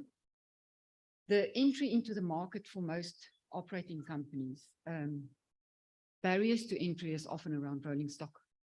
You have to have locomotives, you have to have wagons, you have to have crew. So in order to assist that, so just give a leg up to potential operators, a leasing company will be established to work with the private sector. So this is kind of what we see the interim state. And then in the end state, where the end state assumes that the economic regulator is in place. So currently we're working in a regime after October, where we interface with the interim rail economic regulator. Jan-Louis, is it dangerous to say you don't have true regulatory power? But in any case, he indicated that our relationships with operating companies is on a commercial basis for a period until it's a regulated environment. So in the end state, the infrastructure manager must do what the policy says. Quite important to note that the infrastructure manager is also the contracting agent for any concessions, any PSP type arrangements, operating leases, etc. So in setting up the infrastructure manager, and this is Russell's way of approaching it, we are looking at 3 phases. The first phase, which is now until, well, in preparing for the 31st of October through to April next year, is what we call the establishment and preparatory phase, so that we are able to receive operators from 1 April going forward. The next phase is transitioning to a regulated entity, because we do expect that the regulator will then come into being in that period, which is, we think, April 2024 to April 2025, where all of the back office structures have to be set up to act like a regulated entity. It requires different skills, different capabilities, different functionalities to what we have today. And then the last phase is end state, where you operate like the National Rail Policy anticipates. So we, in terms of, let me just go to the next slide. In terms of the journey, the market was tested, so kind of put the toes in the water with the phase 1 of the slot sales that started last year. That process is still in progress. I think a key learning, both for the market as well as for Transnet, in terms of how we engage, what the conditions are, etc. And a lot of those lessons learned have been taken into the process that we are looking at today. The infrastructure manager, so setup of the infrastructure manager is being run like a program, because the program has defined deliverables and a defined start and end date. And that's the only way to achieve very complex scope of change by the time that was expected, so by the 31st of October. The organizational design work around this, as I've indicated, to understand the different functions between the operating company as well as the infrastructure manager, is largely complete. We have support to do the refinements, because that you have to translate down into job descriptions, etc. So it's one thing to say these are the high functional boxes. You have to take it down to a job level detail for both departments. Accounting separation, largely complete. So in terms of creating separate instances of accounts in SAP, there is additional work that will continue after that. So for a lot of this work, 30 September is the due date, so that we can do live testing or demo testing up to the 31st of October. Very important to this whole process of labor engagement. There's a lot of change, and you can appreciate fear. Change brings fear, and it's quite important that labor is taken along as key stakeholders in this process. And there is very intensive engagements with labor regarding how this process unfolds. Andrew's alluded to the global benchmarking, and I think the purpose of this is, what can we learn from them to not make the same mistakes and do things faster? And as indicated, for instance, the benefits of opening up the market, for instance, in the industrial sector. Your economy grows if your industrial sector grows. Those are benefits that we need to bring forward, and we need to therefore accelerate the opportunities regarding routes that service the industrial sectors. So a lot of the focus must be on achieving what the National Rail Policy set out to do, and using this process to get there. I think the infrastructure manager and the intent around the infrastructure manager is to recognize that rail has a role to play in our economy.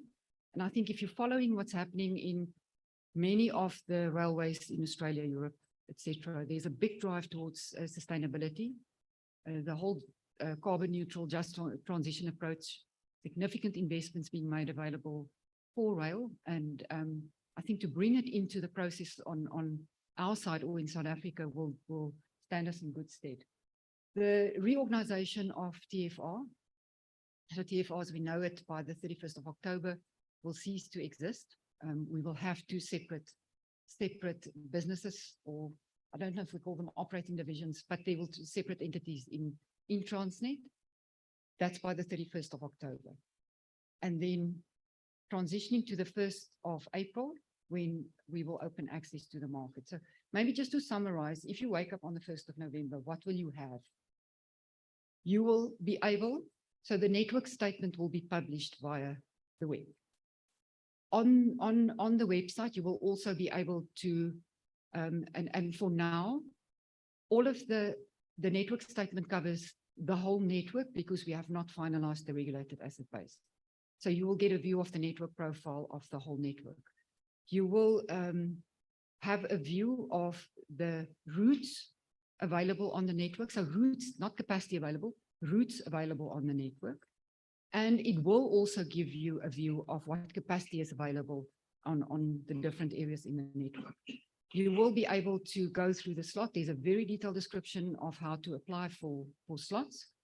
So after slot allocation, there's a self-check, which kind of is part of that pre-qualification slot allocation process. There's a fairly, on the back end then, a review and award process. There's a dispute resolution process, etc.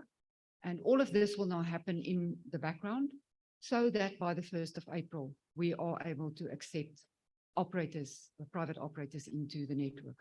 This is in the establish and preparatory phase. It will also allow us then to put in place what needs to be done when we become a regulated entity, and then obviously working towards the end state. So that's the work and the effort currently being put into place by Russell and the team, and that's a lot. I'm going to say, I wonder sometimes how he sleeps at night. There's no time.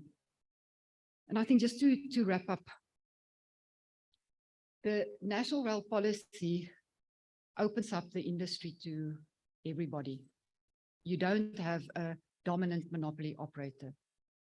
So the purpose of doing this is that industry collaboration is critical. And we've spoken, and Transnet has brought this into their strategy, the reinvention and growth strategy as well, to say we can do certain things, but the private sector is better suited to do other things. And framed within rail reform, we can now do that with regulatory certainty, which I think is what has been missing for some time. Investment, we've spoken about it. Rail is a capital intensive business. I think everybody who's been around knows that. Very similar to the mining industry. And you need money to maintain it, you need money to restore it, and you need money to modernize it. And it's really important to understand the sources of funding available. It cannot be Transnet's balance sheet, well, it won't be. But to tap into other sources of funding towards the benefit of reinstituting rail as your mode of choice. Skills, critical. I think from our perspective, part of the change that will come in the industry is that skills will be available broader to the private sector. And I think the NRP is very clear about the importance of establishing and retaining a skills base for the sector in South Africa. And then I think we've spoken about sustainability. It underpins everything we do. It's critical to any investor going forward. Interestingly enough, we had an engagement with one of the banks some time ago, and they start with sustainability. What are your plans? We'll talk the rest now, but everything we do going forward starts with the sustainability of the business from a carbon footprint, environmental impact, and everything else. Oh, and then one last thing. Russell asked me to mention that he is going to hold stakeholder engagement sessions. So when he's in a position, when the network statement is finalized, there's discussions regarding the access regime and pricing that still has to be concluded with DPE and DOT. He will arrange stakeholder engagement sessions where this process will be explained in detail. Questions can be asked and specifically so that we can also understand what the issues are from industry that we might not have anticipated. Thank you. Oh, I'm so sorry. He was supposed to be the speaker. No, Russell is the acting infrastructure manager in Transnet, in TFR. So he has been tasked with running this program to set up the infrastructure manager, but he's also the acting general manager for rail network. So his other part of his job is to focus on the maintenance of the network, to make sure, to restore it, to make sure that by the time we offer slots or offer capacity, there is a measure of availability and reliability that we can guarantee. And as we transition through the phases, that we can improve that. So apologies, I'm Russell today. Well done, Russell. Thank you very much, Gareth. Thank you, Andrew. Much appreciated. And our guest speaker. Thank you so much. Great. Great, ladies and gents. Listen what they are telling us, a call on collaboration and cooperation and integration and reformation, and that is so important. And we would like to thank Transnet for talking to us, being brave and talking to us. Thank you very much. We really appreciate it. We're looking forward to rail reform in South Africa. And clearly we've got the right people around to plan this and take it forward. Hopefully we'll see Russell also in future with the Transport Forum and DOT also presenting. So we will keep them to their promises and have them here. But let me not waste time. We're going to have a panel discussion later on today with Dr. Mateta going to moderate. Thank you very much, Mateta, for doing that. I see he's already with us from early. Ladies and gents, so what we're going to do now is our next presenter is then very brave, Anne-Marie Libber. Thank you very much. She's the GM strategy for Passenger Rail Agency of South Africa. She's going to talk about PRASA's strategy for effective rail services. Thank you very much, Anne-Marie, for coming here and talking to us. I'm just going to get the presentation loaded.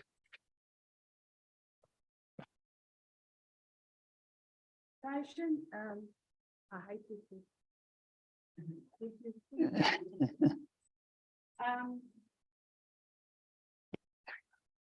I think we're in interesting times. PRASA has maybe a bit of a different view on how we address the national rail policy, but I'll go through it in my presentation. Thank you. Which side? Next, I'm back. Thank you very much.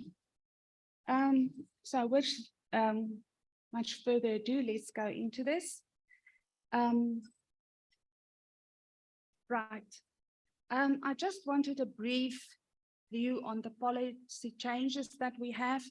I think you've heard a lot of it this morning, and I don't think there's a lot of changes for PRASA. We are working with Transnet. We have maybe some different opinions on certain things, and when we are in discussions, we will get wider with that. We also have still a number of questions that we have for the Department of Transport, and we will engage with them. We also look at vertical separation of the infrastructure owner, manager, and we also have operations that you also have, and the maintenance there.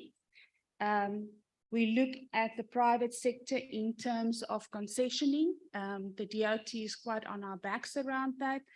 And we have our own authority to our own assets in concessioning.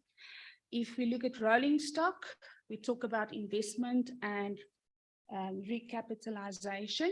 And the policy clearly states that up to the end of the contract that we have with Gibela, that will remain PRASA's function, and we believe that should go on longer. And then we will also have to create a rolling stock leasing company where we would then be able to lease our new rolling stock to other entities. If we look at security, I don't think it's really been addressed by Transnet. Every infrastructure owner have to protect their own assets and network. And operators also need to do that. I'll go into security a bit later. It's a huge cost to us. There's also funding about affordability for passenger rail, but also the user pay principle. And then also we have long distance rail that is actually indicated in the policy that the DOT will assess which routes are suitable for the current long distance rail model. That business for us is not really functioning at the moment, mainly because a lot of the Transnet network as PRASA's network were destroyed. And that's not maybe always on the economic active routes. And we're always in a fight about access charges. And then I think here, the little devil in the room is devolution. You've all seen Cape Town and their devolution problems. PRASA is part of the devolution strategy development committee set up by the DOT, and we will be working with them together with that. And one of our key functions in the next few months is to look at all our options. So when we go to that committee, we know what is best for PRASA. Too used to a laptop. I do just want to brag a bit. I think a lot of people working at PRASA, we're really starting to feel proud for the organization that we're working for. I think you can see the mood around PRASA is not as the same as it's been before. We get a lot more positive public articles about us. I know a 50% achievement in this financial year might for all of you not seem that good, but we've increased that by 40 percentage points. That is a huge improvement for us. We have recovered a number of critical service lines and the rebuilding of key stations. We have a rail safety permit basically for 3 years. Remember previously we had quite a lot of negative interactions with the rail safety regulator. All our new lines, they're informed of where we want to run the new train sets. They need to give us the authority to run those train sets. We've seen a significant decline in security breaches, as well as asset-related crime. That comes at a price. And then we've got considerable investment also in human capital and skills. We've had a lot of acting people on our executive. I believe it's about 8 positions and 50% of them has already been filled, and a number of them is out on advert at the moment. But also we needed skilled employees to help us fix the infrastructure. It's mainly around project management, in engineering, as well as administration, and also in procurement. I think you can appreciate with all the damage that we had, most of our lines, I think 95% of our lines, our procurement system is clogged. There is hundreds of procurement incidents that is taking place, and you have to be so careful that you don't land up with some irregularities. And maybe just to note, irregular does not mean fraud. There's too many people that think fraud equals irregular expenditure. The Auditor General is very strict on those things. You might have missed one little thing in your policy. It's maybe not that significant. It will be a regular finding. It's difficult to argue with them. And then we've also had the first year in a long time that we've spent our capital allocation. For us, that is quite a significant improvement. Previous years, we struggled to get those levels. Luckily for us, we don't have to return it. Our problem is a lot of that money is earmarked funds. You cannot use earmarked funds for anything others or other capital investment, meaning a lot of it is tied down in the factory, manufacturing. You have signaling programs and you have the general overall programs. But we are really starting to have problems with other capital. And that includes the corridor recovery, that includes depot modernization, ICT systems, security technology, and we are really trying to get some change from Treasury to say, let us unlock that historical money to do the recovery. And the other major thing is our signaling. The lot of work that we've done since 2012, 2014 was destroyed. So we have to reinstate that signaling, especially in Gauteng. Cape Town is not all areas that much affected, but also there, and with the flooding and vandalism, we have a lot of work to do in KwaZulu-Natal as well. Okay. So I really want to focus a bit more on what does an effective or successful passenger rail service have to do. And this is mainly based on a recent article by UIC in collaboration with McKinsey's. And for us, it's to be successful is the ability to transport large volumes of people in an efficient manner. We need faster speeds than car travel. High speed is not really applicable for PRASA to some extent, but at peak hours when roads are congested, we must be the faster mode, and that's very possible. We need to provide enhanced travel comfort. It's maybe not the same as you would have on a long distance train, but you still want comfort when you travel every day for work or other activities. We need lower carbon emissions per passenger, and that is for electrified networks. We need high performance in reliability and punctuality, as well as safety and security. The last two is not necessarily PRASA only. It's sufficient density and convenience of service from an end-to-end journey perspective.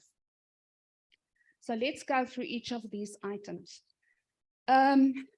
Our strategy for effective passenger rail service in terms of increasing our volumes of passengers.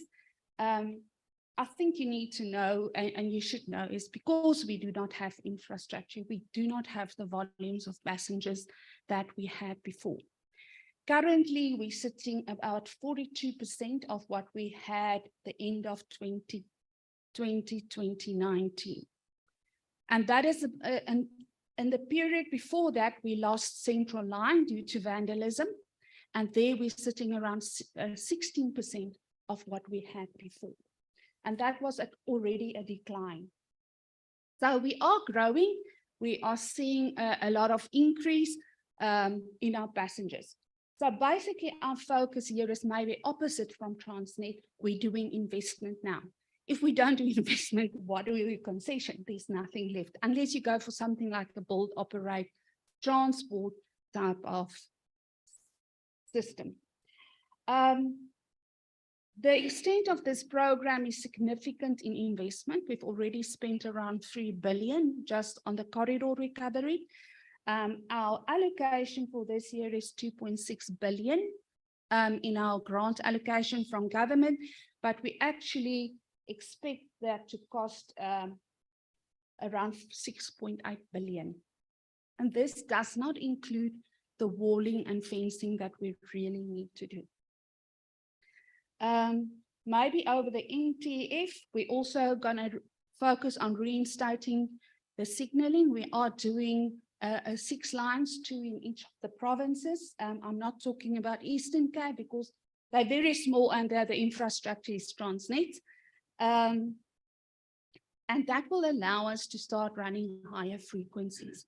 At the moment, our approach is really to introduce a service just to get the service running. So there's the train frequencies is about an hour apart. So it's not that significant.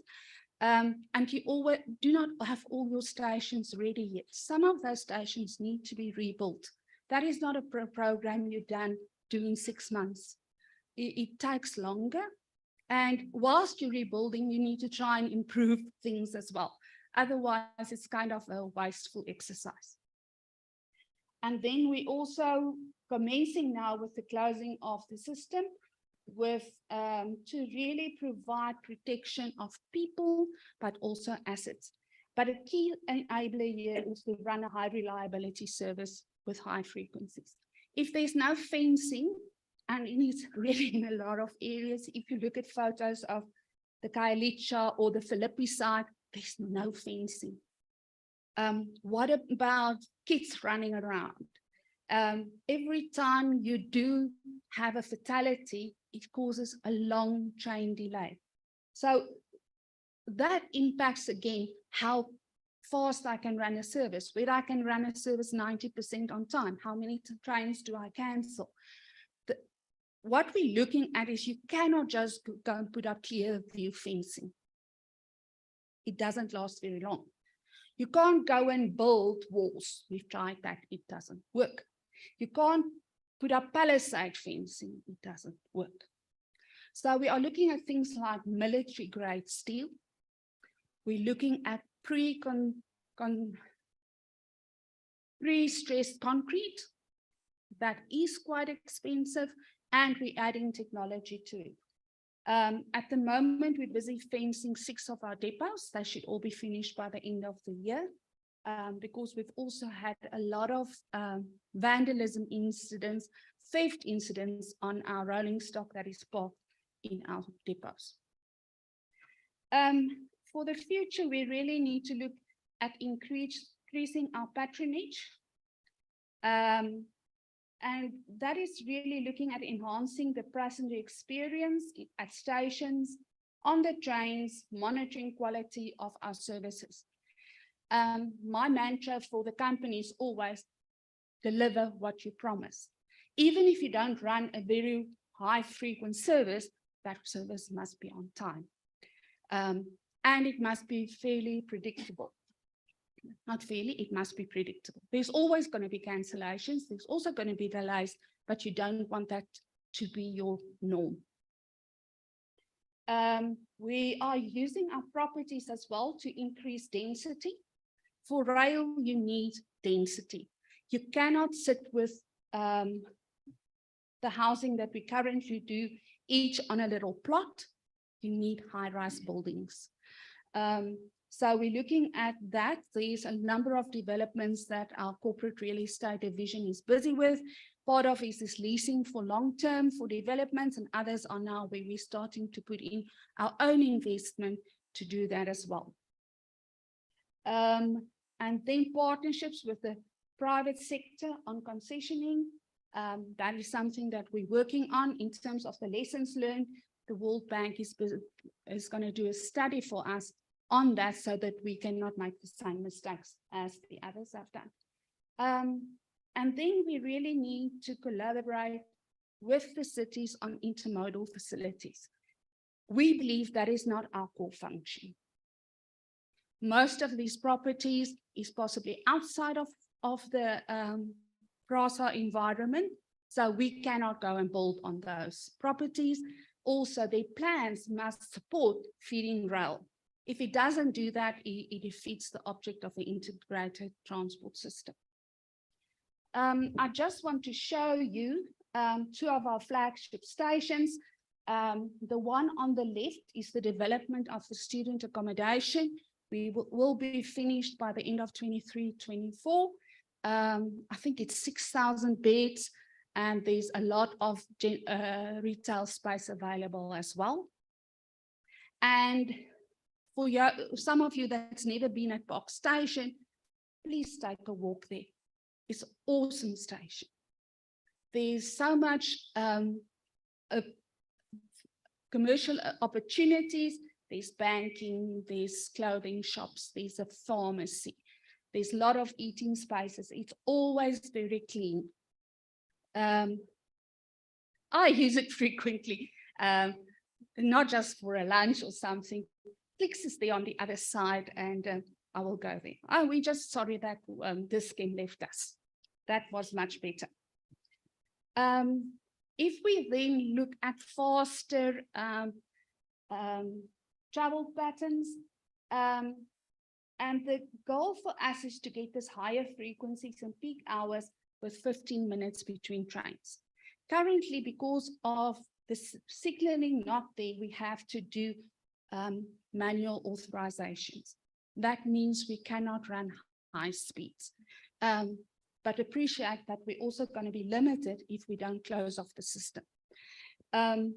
So that will help us to be faster. The determinants are the safety capacity of the network. There's a lot of people that think you've designed this fancy network, you can use 100% of that network. It doesn't work that way. We belong to a benchmarking group run by the Imperial College of London, and they recently had a study around network capacity, and it might be as low as 60% of that capacity that you can use, especially in your peak times. But then also demand and signaling. And for us, the overall speed of a line is a function of the distances between stations.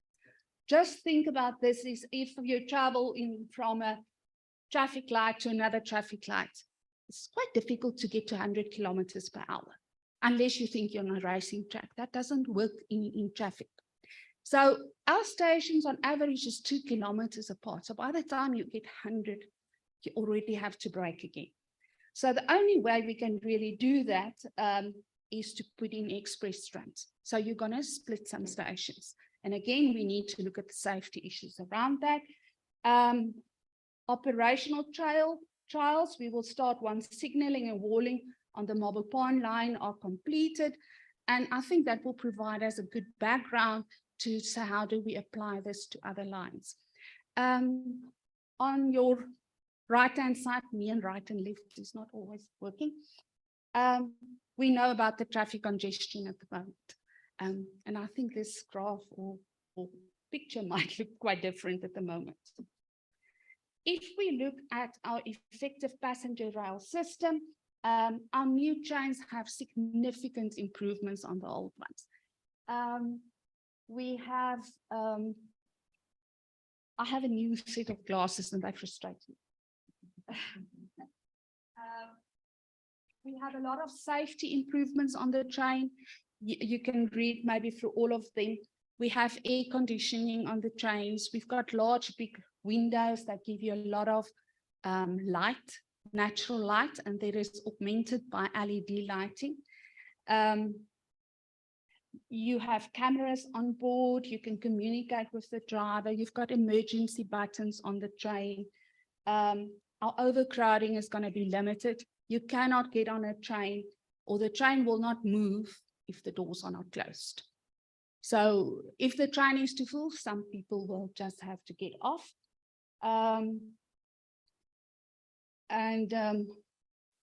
I've mentioned a lot of those things, that you can have a look at that. And maybe the other thing that's very important is where you previously had 6 coaches or 12 coaches, each of them was separate. The 6-car module unit, you can see from one end to the other end. So as a criminal, you can't go and hide somewhere or try and assault somebody without somebody else seeing you, really. So plus we have security on the trains now as well. So the other problem that we have is our platforms. Some of our platforms are too low, so they need to be fixed. So you can either do maintenance on the track to put more ballast to bring them up, but you're going to just sit with the problem again. So there is platform rectification program, a huge program as well. And then I said it's about the height between the train and the platform. Mind the gap is normally the distance between the train and the platform. And those actually occur on stations that's on a curve. You can't get a straight line thing to curve. So that is normally why they tell you overseas mind the gap. I think technology has improved. Some of our stations are more than 50 years old, when people still maybe had shorter trains, so it wasn't an issue. And the per weight track quality index, if it's high, it means the quality is not good. So we need to maintain that. And that is something that we're busy with when we do reintroduction of trains. And it might be still, whilst we're trying to run in trains, we will go back and redo that as well. If we look then at our carbon emissions, it is really a function of high volumes of passengers. If you don't have high volumes of passengers, your emission rate is quite high per passenger. So it's related to the first characteristic. We need to increase our passengers. Interesting that I picked up from UITP is powering a vehicle, bus, train, or even a taxi with hydrogen consumes 3 times more renewable energy. So I think it's not the panacea that we think it might be. Just for interest sake, and on the graph, you can see how rail performs in terms of carbon emissions as a rule. Transnet, I don't think you're there at the moment because you're running diesel trains to a large extent. If you look at our new trains, there's a lot of things that we've put in there that help us to reduce our carbon output. Lightweight stainless steel that is produced in South Africa. Then we have regeneration of our brake system. That 30% goes into the system again to use less energy.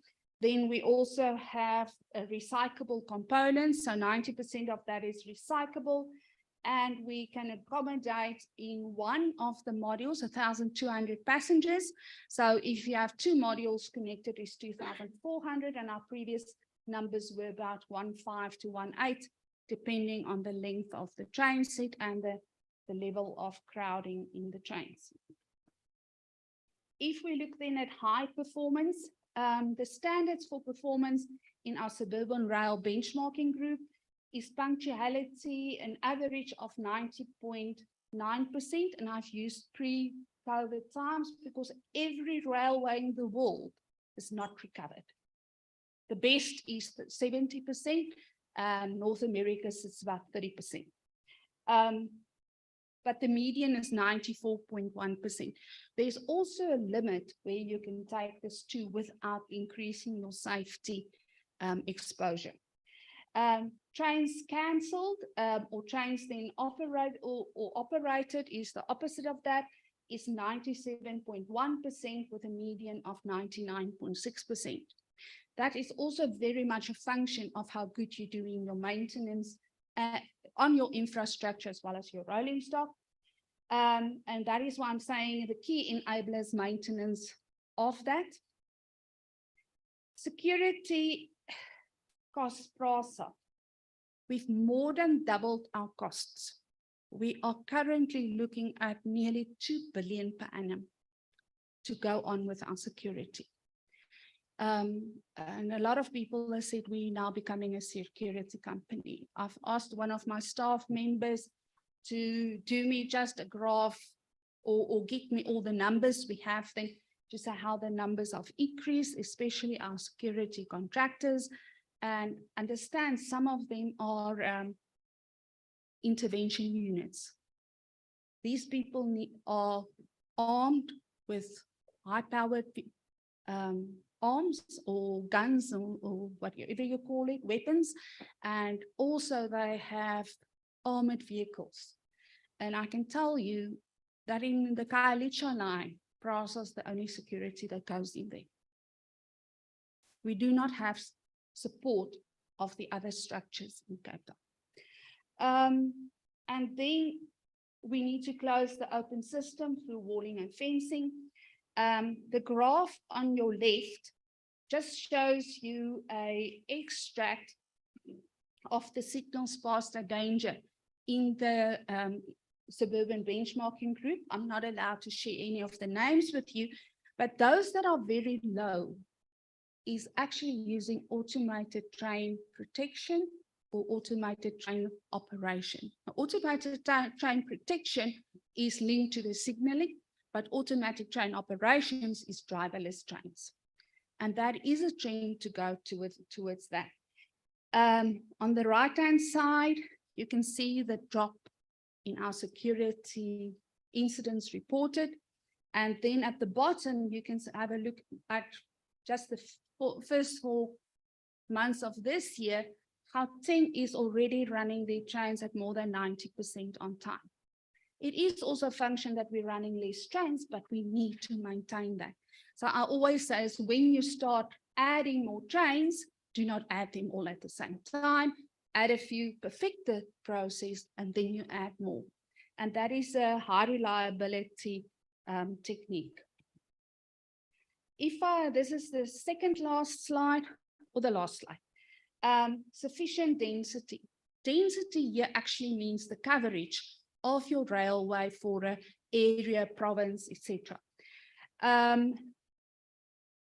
And we need really support from spatial plans made by the provinces, local municipalities to really densify towards rail to promote effective passenger rail. So as I said, you can't have these little houses everywhere. We need actually high-rise buildings. We are participating in those forums. There is a lot of negativity. I say you cannot compare PRASA pre-2020. There is no comparison. The infrastructure has been changed. It's new infrastructure, new trains. So you cannot go back to 2019. And the rail development, long-term and spatial development away from rail infrastructure will just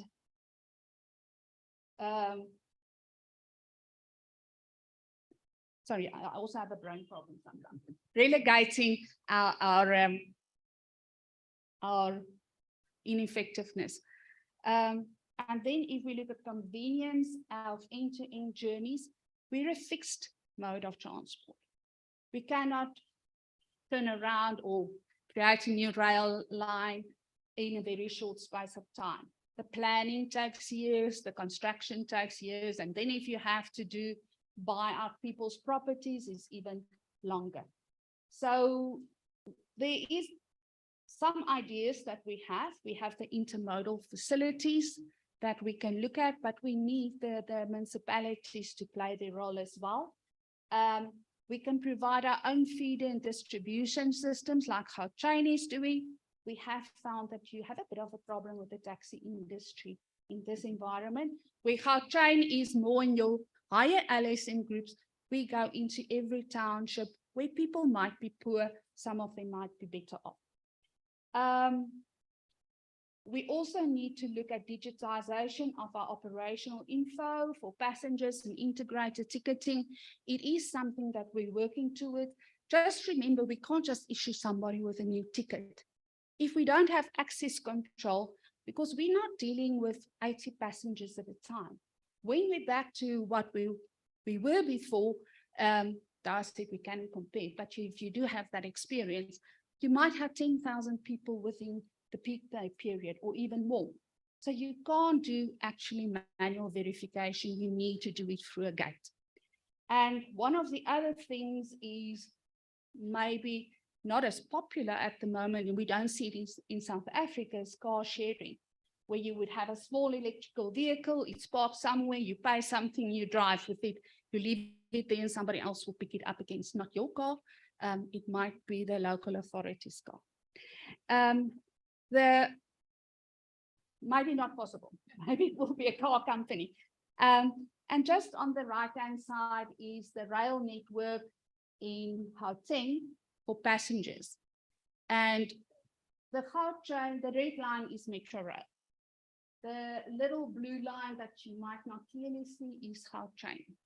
So Gautrain, please understand that they have a very small network. They have just one action with another line. We have quite a lot of those. So that is why we suburban rail. Please do not compare us with the London Underground. It's not the same type of thing. Suburban rail is different. That was the end of my presentation. And I think I can just tell you, I'm proud to work for Prasa at the moment. It's a difficult environment, but it's our environment. Thank you so much, Anna-Marie. And we're proud having you here and listening to you. Thank you so much. Thank you very much. Ladies and gents, yeah, definitely we're getting somewhere. Beautiful planning from Prasa, and we understand infrastructure is a huge problem, but we're here to help each other and to collaborate. Ladies and gents, let's take a short 10-minute break. So I'll see you here at 5 to 12. Just a short break, just stretch some legs. Then we've got two very interesting presentations and a panel discussion. Thank you very much.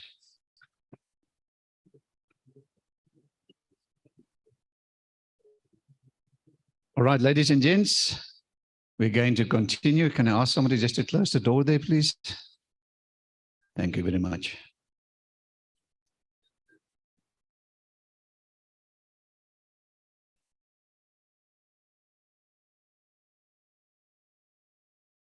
So, ladies and gents, our next presenter then is Professor Jan Havenga. He's a director at the GAIN Group and is also Emeritus Professor at Stellenbosch University. And Prof. Jan is presenting all the way from the UK. So let's hope the signal will last and so on. And Prof. Jan is going to talk to us about the South Africa's railway revival, a further call to action. Thank you very much, Prof. Jan. You're welcome to continue. Thank you, Harry, and thank you for this wonderful forum that you've created and all the years and years of effort that you've put into it. It's been a cherish for our society. We really appreciate that. Yes, I'm going to talk about this topic, and I don't put this up because a good academic talking at an academic institution should talk about its methodology, but more about the history of where we are. We've done freight demand modeling all over the world. You can see this for all these areas. We spend a lot of time there. And it's based on the principle of absolutely understanding all freight moves in the country so that you can develop strategy. So a lot of what I say is based on Keynes' freight demand model. Why it's important is that I joined Transnet in 1979, the country that the company that we're now speaking about. During the 80s, we had deregulation starting in 1989. I was involved, small role, but I was involved in the legal succession of Transnet, the creating of the business, and things that went in what happened around that. I was asked in the early 90s to develop a freight flow model to understand what happens in a freight market, because suddenly the company, Transnet, found itself in a competitive market, and it needs to know what goes where, and that is what we started to do, the left top here. And that's all I want to say about methodology, is that we have that. I am going to, because not everybody has seen it, although I think by now large people online and large people there has seen the history of this and where it comes from. Therefore, I'm going to go through it quickly so that it can be a recall for people that seen it before, and for other people just get here and there a snippet of what happened. And then I'll get to recent events and the revival that I want to say is imminent. For me, it's a positive message for where we are right now. It's extremely negative message for the past, but I will talk that. The first thing I'm going to talk about is our network. One need to. That is the GFP ton kilometers in South Africa. And it has been declining over time. There's been various efforts to improve it, or recent efforts, and I'll talk about that. And that is our export line ton kilometers in South Africa. Now, one have to split the two, because this is our GFP network.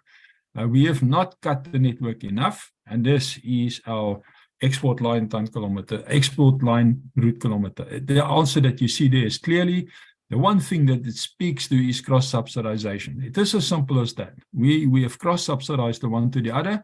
That causes problems in the sense of eventually you start to take too much money away from your export lines. You begin to break them, and if you break them, then obviously you start losing money there, and you have less to cross-subsidize with, and you drive the whole system into the ground, which is what we are currently doing, driving the system into the ground. You can see it there. GFP tonnages last year was the lowest since the Second World War. Our coal tonnages was the lowest in the last 30 years, and the iron ore tonnages the lowest in the last 12 to 15 years. So what does it do? It destroys density. Anne-Marie, I love it that you speak about density. Density is your ton kilometer per route kilometer. This is where we were in 1928. This is where we were in 1976 for general freight. This is green dot is where we were 3 years ago, and we are moving upwards to having no railway at all, as we know. And this is where America was in 1928, and this is where America are now, and there's a reason why I talk to them. Now, this is this disruption I talk about. This is the iron ore export line in 2019. We've moved it back to there in 3 years' time. This is the coal line in 1990. We've moved it back to there, and basically we are now destroying our coal line and our iron ore line as well. If you're less than 10, you basically have a dead railway. There's no other answer to that. So we are sitting with a railway that's basically on the point of dying on us. A lot of people tell me, but wait a minute, this is a trend right in the world. The world has grown its railways by 80% over the last 2 decades. We've grown it by 9% on the freight side. Anne-Marie, on the passenger side, from the highest point that we've ever had, we are now 95% lower. So we've reached a tipping point. This is where general freight is today. The blue line is road, the green line is rail. You can see what has happened to the bulk export lines, nicely going up. That point that I'm speaking about happened, and if we are now destroying the only cash cow that the railway ever had, and we are destroying one of the biggest earners of foreign income for our country. So what is the things that happened and boiled up to this? As I've said, there was the deregulation. There was legal succession in 1980 to 1990. What happened in 1990 is for the first time a cost center. Because if you think about that, the railway was a cost center. Every year it created a budget for all the technology and infrastructure and maintenance required, all the expansions required, basically applied that to the tariff book, took the tariff book to government, to parliament, and got it approved, the cost center. All of a sudden, this is a business. All of a sudden, which means something. We needed to create a leaner and welfare-funded project network, and I'm glad about Deirdre spoke about, because it's the first time that we might do it since we were supposed to do it. We needed domestic intermodal solutions. We did not create that, but we needed that. That would have helped us to remove about half of the traffic from the N3 and the N1. The corridor view based to that might have been important if you did it correctly. And a supply chain view, he talks about inserting a railway into supply chains. There were recent attempts to address these problems, but a lack of oversight and leadership torpedoed this. Just remember those two words as well. Too big a network, no oversight, no leadership. So basically, if you go historically, a board that can do what it wants, and leadership that can do what it wants. It's as simple as that. So what happened recently? We have this overlarge network, too big. We have multi-level cross-subsidization, as I talk about. Because of state capture, the balance sheet was challenged. Disjointed investment, we invested a lot in locomotives, nothing in the track, nothing in infrastructure, nothing in systems. A lot of the systems in the railway was never renewed. I'm talking about operating systems, signaling systems, but also other operational systems as such, and in a difficult environment. I don't have to list them. We know all the horrible things that happened with the railway. So what do? You rationalize the network. Did we do it? No, we didn't do it. We cherish skills, experience, and expertise. If you're in a battlefield, you have a very difficult position. You inherited a field of battle that's very difficult to do. Obviously, you look after your best people because they are the people that can win this battle for you. We didn't do that. A very large portion of important and skilled and experienced people left the railway. In fact, for the first time, we have more experienced people outside of the railway than inside the railway. And worse than that, a lot of people in the railway that's still there, that is experienced and skilled. And these people like that are not allowed to do their jobs the way that they should. They are often hampered by all sorts of problems that happens in the business environment, that happens in the leadership environment. And I can state today, we just know enough and have enough proof to say that we've read this weekend in the newspapers is absolutely true. They are experienced people. They are good people. Both presentations we heard from Transnet today is from capable people that know what they're talking about. We could clearly see it. Sadly, though, a lot of other people are stopped from doing their job. So we don't have visionary leadership. We didn't address operational issues. We didn't put outcomes-based security contracts in place. We didn't build a social contract for people around the line. Imagine if you have a 45 million rand coal train running past the place where you earn nothing, then a social contract with those people are necessary. And we didn't prioritize maintenance according to where your cash is earned and what the country earns. So basically, when our back were against the wall, we did not do our best. It's as simple as that. So the situation is bleak today. I talk about the damage of recent floods in the Western Cape. It's R1 billion. I use that as a comparison because that is what's lost every day by our macro logistics system. And we thought that will improve this year for a few simple reasons. Coal is earning less, probably 2/3 less than it was earned before. And the export tempo, I think by now we've talked about it so much, it would have been better. And you know, we created this war rooms with the mining system, where we work together and we're going to fix this. But it is still R1 billion per day. It was last year, it's still that today. Because what? We don't get the export tempo off. And there was the exchange rate, obviously.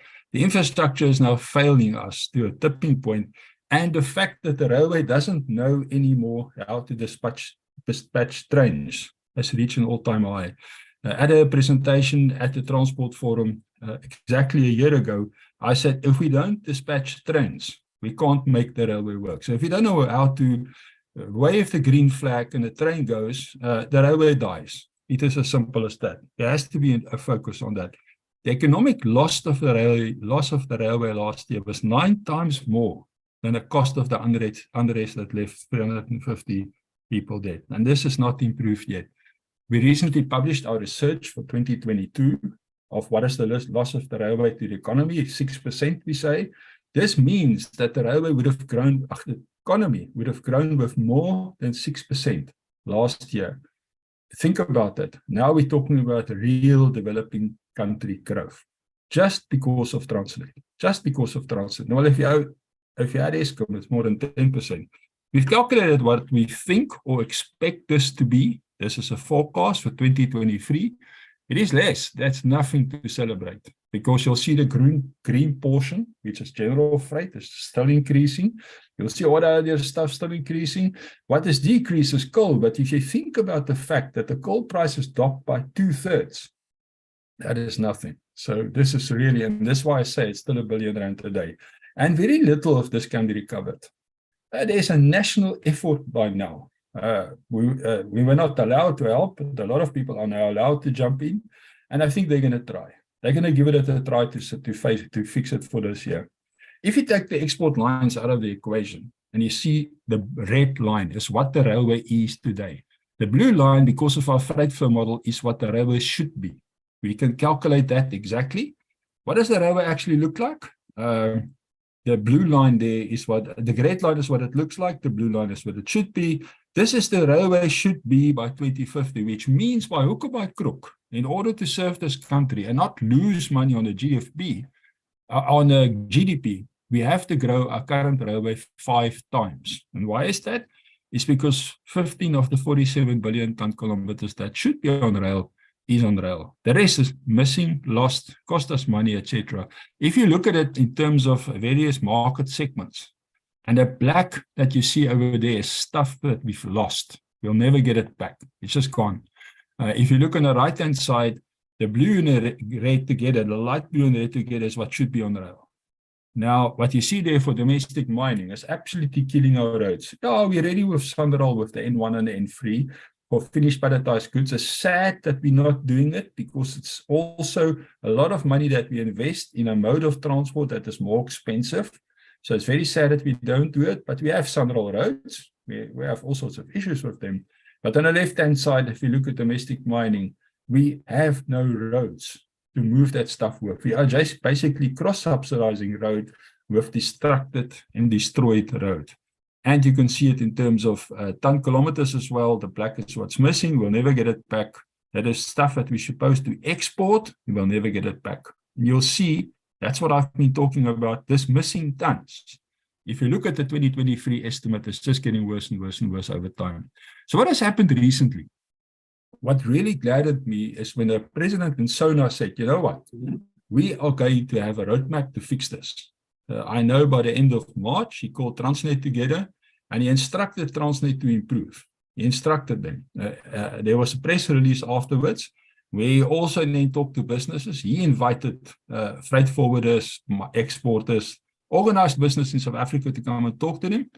And they asked him for a National Logistics Crisis Committee, which the president gave them, which is for me fantastic news.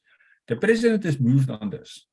This is for me not a political statement. It's a statement of real joy that he's decided he's going to do this. We've categorized the network. Deirdre has shown us some of that. And thank you, Deirdre. We started talking about the infrastructure manager to have independent of TFR, I hope. Deirdre was not so clear about that, but I think it's not something that she can talk about. I can talk about the fact that it should be independent of their. We have Operation Vulindlela. We have now a final plan for consideration. We hope to get it to the ministers and president soon. And our aim is to get our change around plan for the whole logistics sector for South Africa with cabinet very soon. The National Logistics Crisis Committee is up and running. They've spoken to the president quite a few times from the businesses representative on NLCC. There's various work streams. One of them is to fix the railway as it is now. It is from the OB side attended by my colleague Jaap, who is going to talk to us right now. And there's regular meetings and they regularly speak to the president. This is all good news. This is all good news. But these are all what I call pan-ministerial events. They're driven out of the president's office. And I always thought I would like to see the ministers more active in this. That's the Minister of Public Enterprises and the Minister of Transport as such. So I say revival is imminent. It is imminent. But on 3 fronts, we now have to talk. In terms of oversight, in terms of this, we're talking about the DPE, the ministry, and the board. So the shareholder has got the responsibility here for Transnet. But we must remember, you and I are the shareholders of this business. Nobody else. You and I, everybody in that room, everybody online, and myself are shareholders. We have elected the government, and that government has appointed a minister to look after us.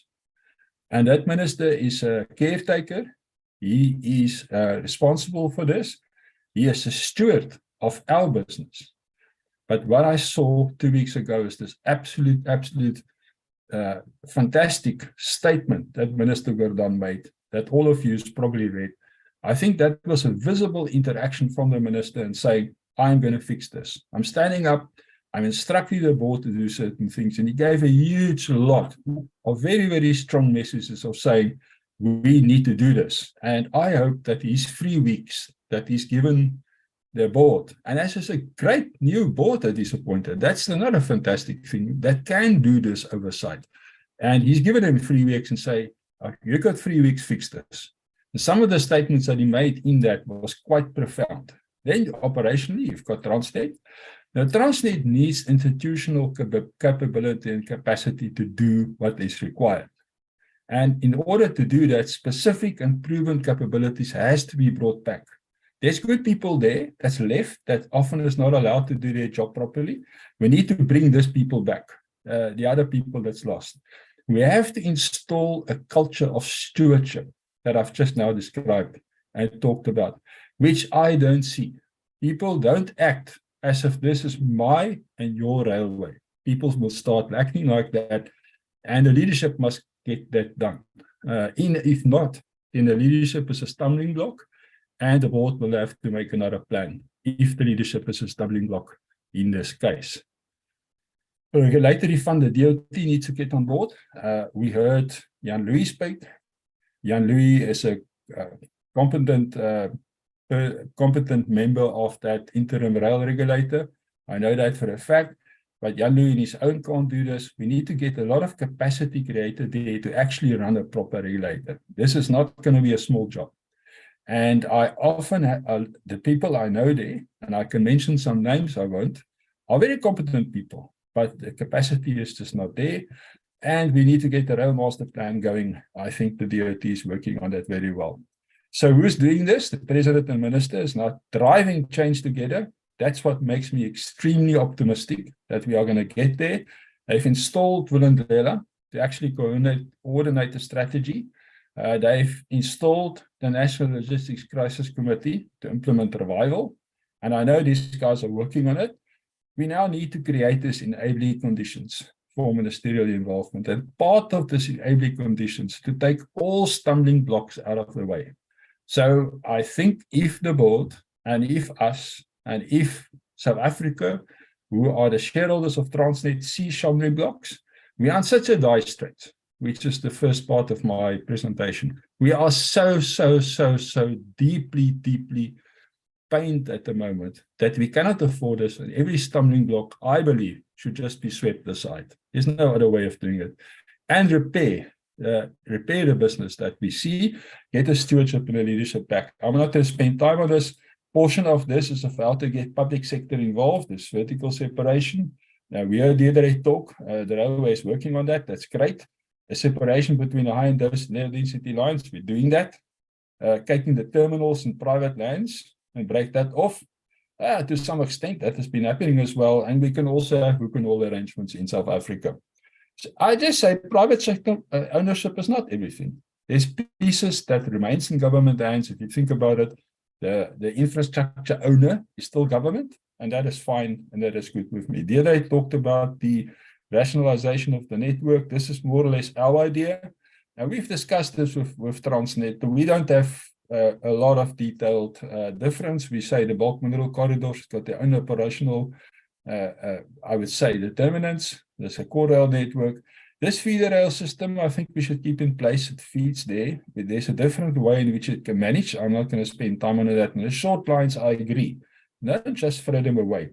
Now, if you take all of that, what we've seen, if you get to an ultimate objective that you see over here, we can get our railway more dense than Canada, India, and USA, which is fantastic. We have this fantastic opportunity in South Africa. We just do it. In my last slide, I call the roadmap within a roadmap. What is it we have to do? No matter what we do, and this is where I talk about stumbling blocks. We can have all of these talks. Eventually, we will have to rehabilitate our infrastructure. It is nearly there. The second point for me was things that we have to do, stop destroying it. As you and I are talking to each other, there are people out there that is still There are people out there that are still destroying our network. You could see it in Minister Gordon's statement. You can see it in terms of how it's managed. You can see in terms of how it's attacked from the outside. People are still destroying our network. We have to stop it and run trains again and rationalize the network. That has to be done anyway, so let's get it done. And then if you get what we will need, if you want to do that, what do you need? The private sector will have to get involved. We will have to get moving on that. And we need funding from the private sector, and by now also expertise, because half of the experienced people is outside of the railway. Eventually, we will need development bank funding to fix the core. There's no other way of doing it. And if we want to get development bank funding to do it, we will have to do this, and we will have to do certain things, which is this. We're not going to get this. And also the private sector involvement. If you don't audit our infrastructure independently, you have to do it now. And the owner of the infrastructure needs to be independent or a separate division of Transnet, not the TFR. You can't be the owner of the infrastructure. There's like Sunroll running trucks. The infra manager that we speak about now definitely has to become independent from Transnet, from TFR at least. There is people speaking about taking it independent of Transnet. There's some things that we will need to do to get it there.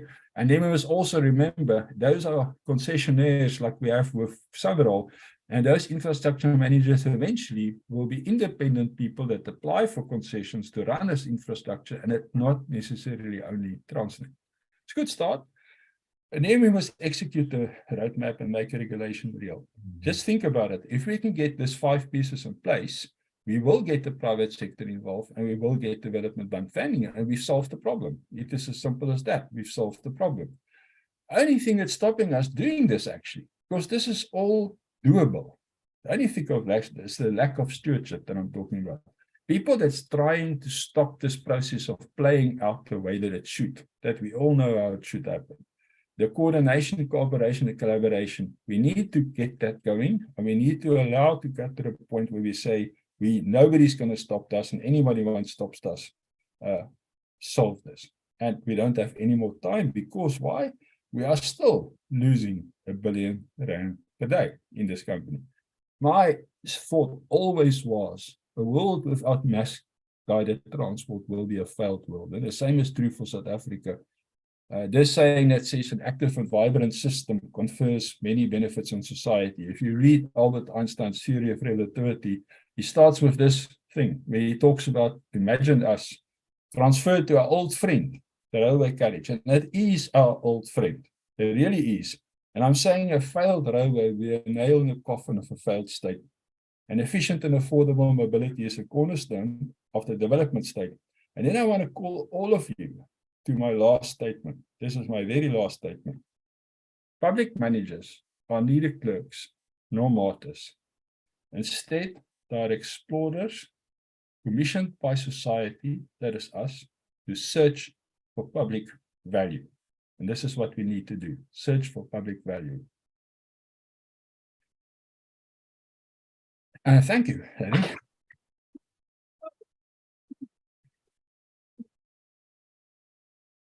Prof. Jan, you might have heard that you had the big applause here, and grateful. Thank you for that roadmap within a roadmap. And we're looking forward to this reform, and we're also glad to know that you're in the NLCC to help guiding people there. And are you available for the panel discussion about half an hour's time, 20 minutes? Yes, I'm here. Thank you. We're looking forward to that. Thanks, Prof. Jan. Really appreciate it.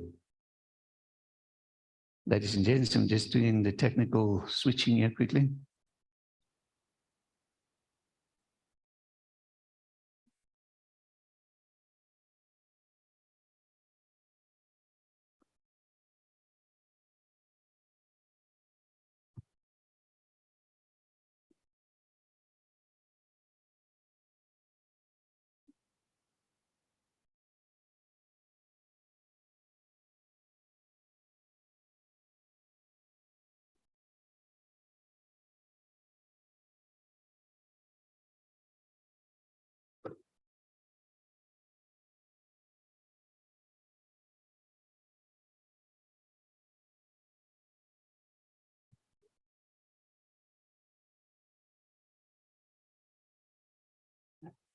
There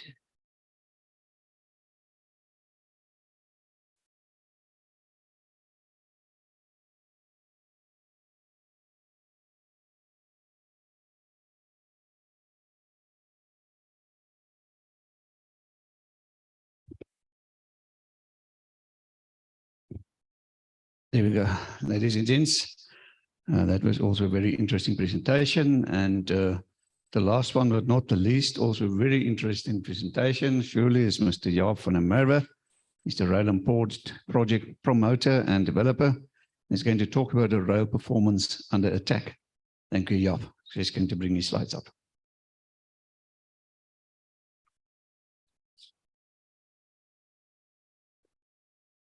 Thank you, everybody.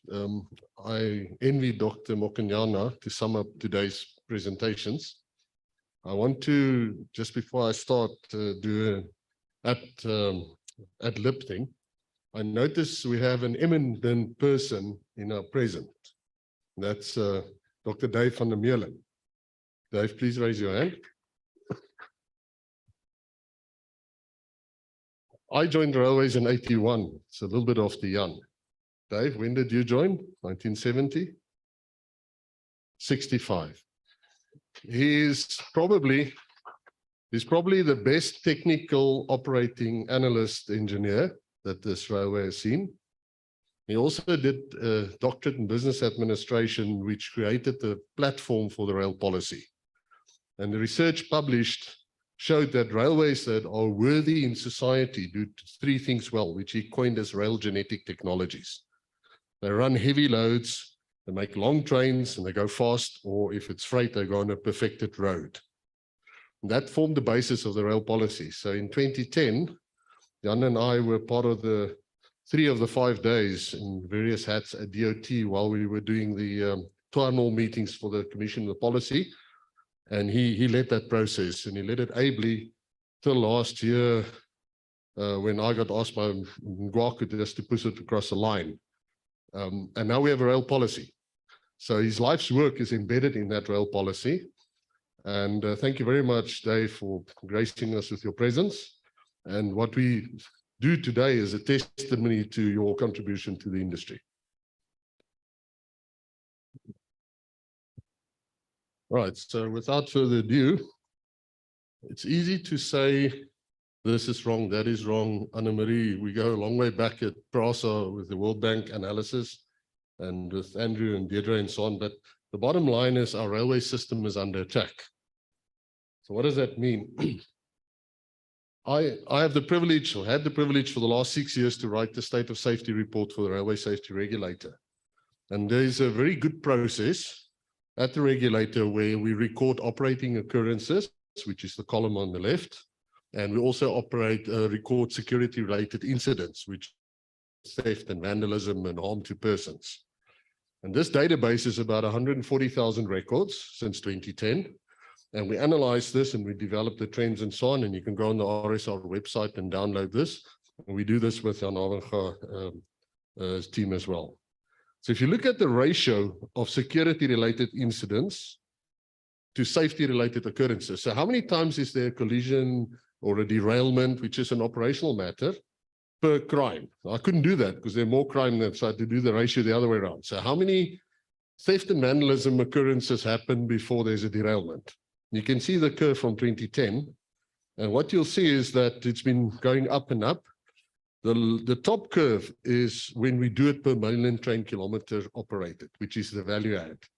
So there's no doubt that we have runaway crime impacting our operations.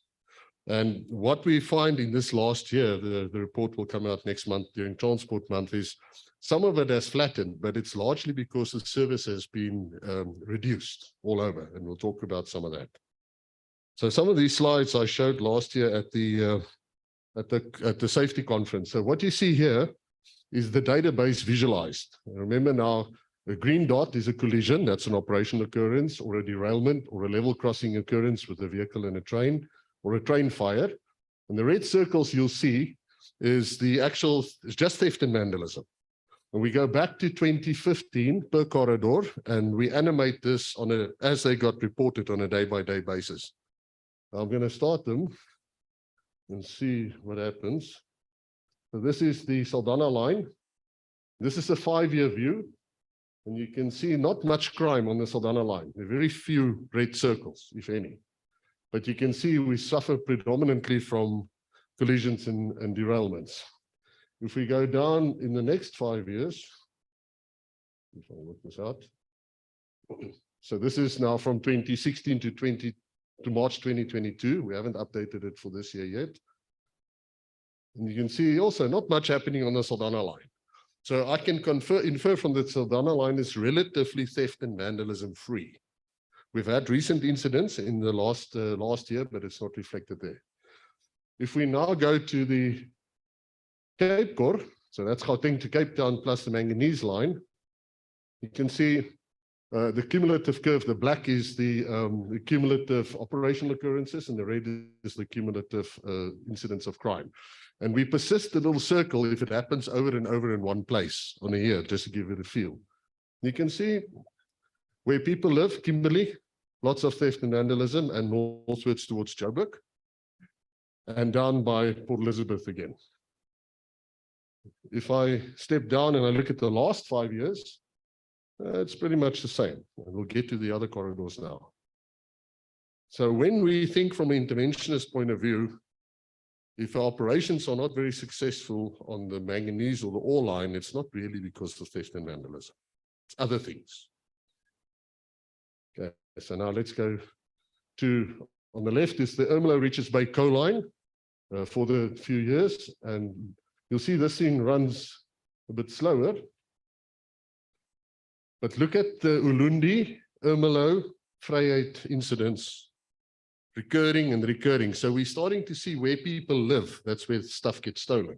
There's nobody on the ore line. Nobody lives near the railway line.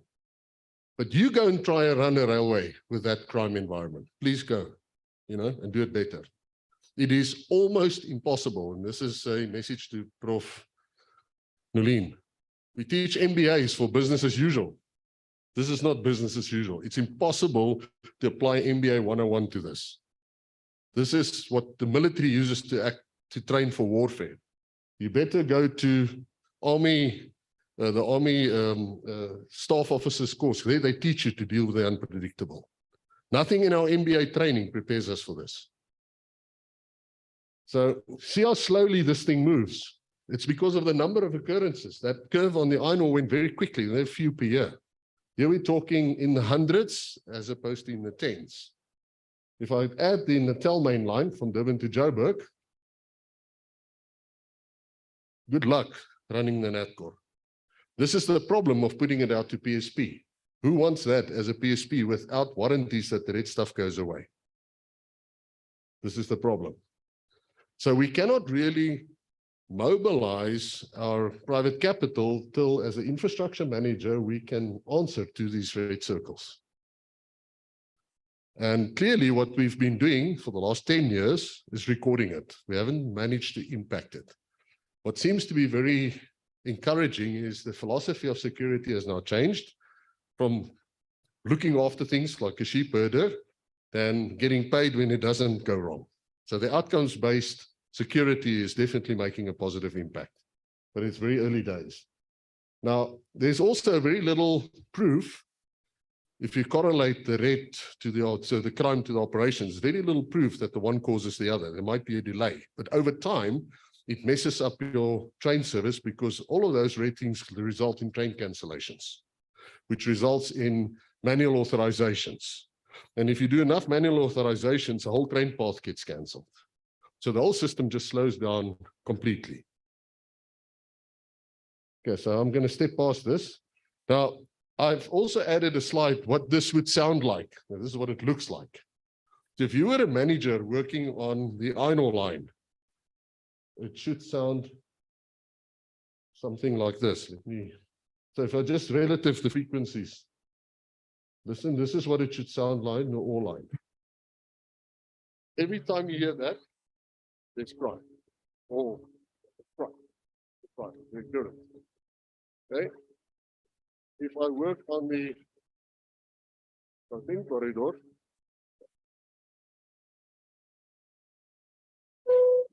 That's if you work on the Gauteng Cape Town line. You hear the difference in occurrences. If I work on the Natal main line, that's my problem. If I work on the coal line, so if we had earphones every time something goes wrong, this would be our day. So be very careful when we criticize. This is not an easy environment within to work. Also from an access point of view, this is not a simple environment to join. And tip your hat to the infrastructure manager people, both at PRASA and at Transnet, to stabilize this thing so it becomes investable. This shows you the inflationary normalized direct costs of loss and events, including crime. And what it is, it's the rand per million train kilometers on the y-axis and then the years on the x-axis. So it's becoming more costly every year to have the railway because of this problem. And as we run less train kilometers, that doesn't mean the guys steal less. So the ratio per train kilometer just goes up and up and up. You know, the theft has nothing to do with the number of train kilometers you run.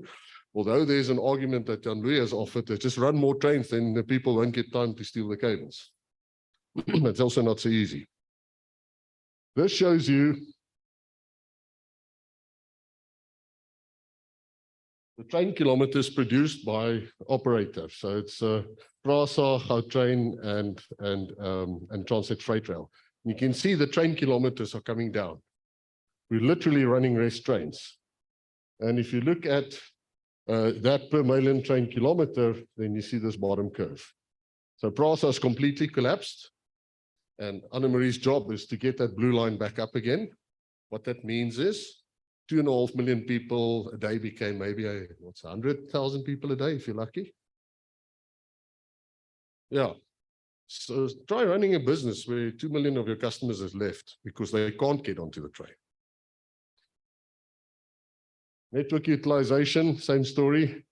So if you look at the train kilometers produced per route kilometer that you can run on, which is a train version of density, you can see the numbers are way down.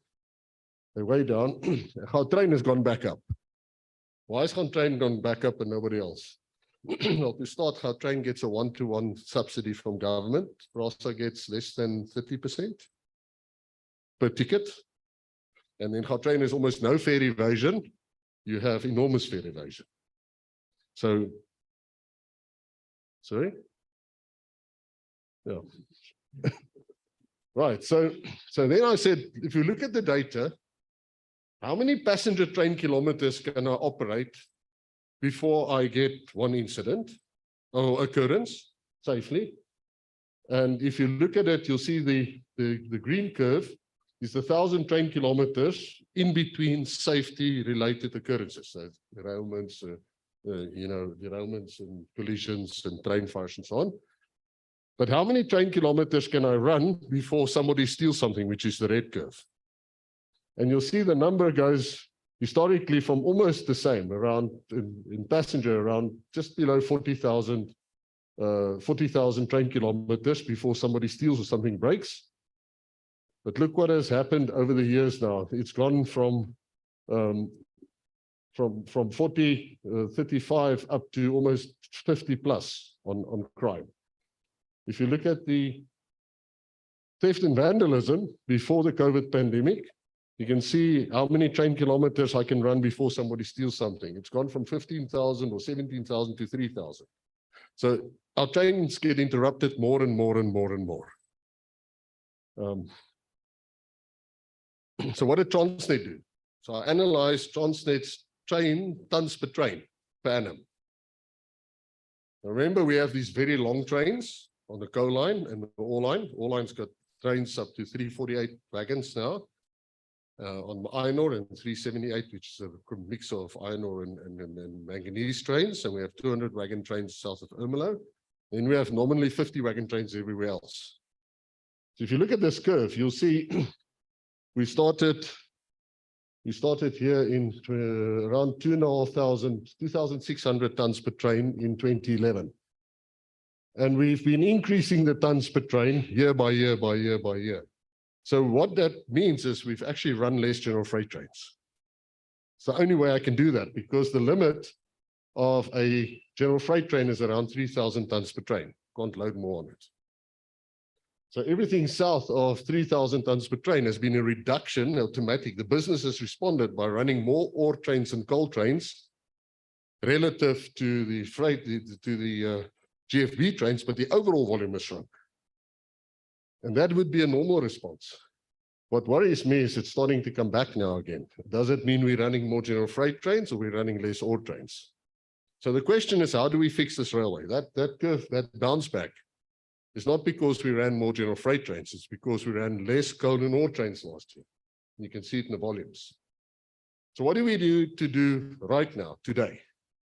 We need 2 more loaded trains, iron ore a day, and we put 10 million tons back, and we fix it back to nameplate, 60 million tons, which is the air emissions license in Saldanha. Can't run more than that. The law doesn't allow for it. 2 loaded and 2 empties a day extra, problem solved on the iron ore. 10 instead of 15 trains are running on the coal line. We need 5 loaded trains south of Ermelo, which is 10 trains to the mines and back, 5 south. If we do that, we put 20 million tons back on the corridor. With those 7 trains, we fix Transnet's balance sheet in the short term, from a cash flow point of view. That will give us time to fix the railway properly through the roadmap. If it was my business, I would throw the kitchen sink at those 2 tasks. In fact, we might as well stop some of the other things because we've lost that business anyway. See, what can we do to put 2 trains on the ore line and 5 trains on the coal line? South Africa Inc. must come together, and let's just do it. So Dr. Mokanyama asked me when we launched the rail policy, he said it's 10 minutes before the final whistle blows in the World Cup final. South Africa is down 5-0 in the soccer match. What would you do? I don't want to answer this question because that's an impossible answer. But I said to the minister, addressed the minister, I said, 1945, June, World War II is done, Berlin. All the men are dead. All the women have been ravished by the Russians. The city is gone. What had happened there, you can see photos of the women getting up, women, because there are no men. And one by one, they started building pallets of bricks, which they could salvage, with which they could start building their houses again. And they would stand and hand bricks down like this. They even got a name for them eventually. You go to Germany today, go to Berlin, find me a shack. Just one, just find me one shack. I looked for them, I can't find them. The point is, we must just start. And I think we've started. What I hear now is I think we've started. It might not be, it's not an overnight solution. You can't have this level of destruction of the rail system. But what we have now is we have a coalition of the willing. You are the brains trust, otherwise you wouldn't be here, as including the people on the call. And we must just take the belief and run with it. So I support Jan that, you know, it's time for us to take stewardship, all of us, of this thing that is our system and make it happen. Thank you very much.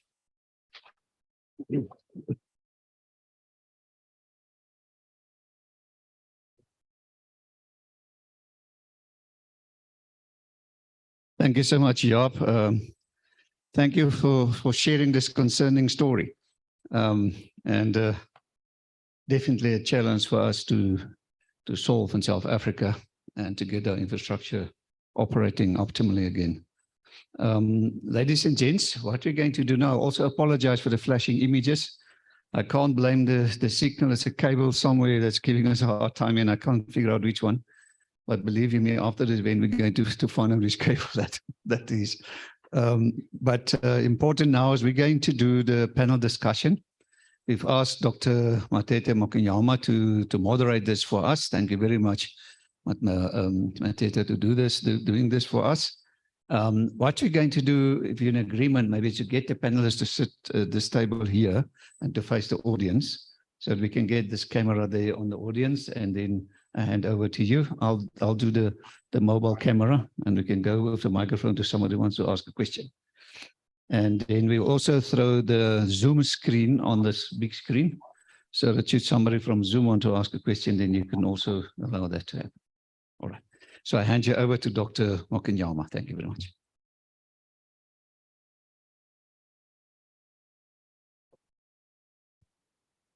All right. Good afternoon, ladies and gentlemen, and thanks, Harry. Harry, congratulations, echoing the sentiments of Prof. Havenka. Well done with the forum. Ladies and gentlemen, we have 30 to 40 minutes for this session, so we want to make it count. We will have an opportunity to ask questions, make comments.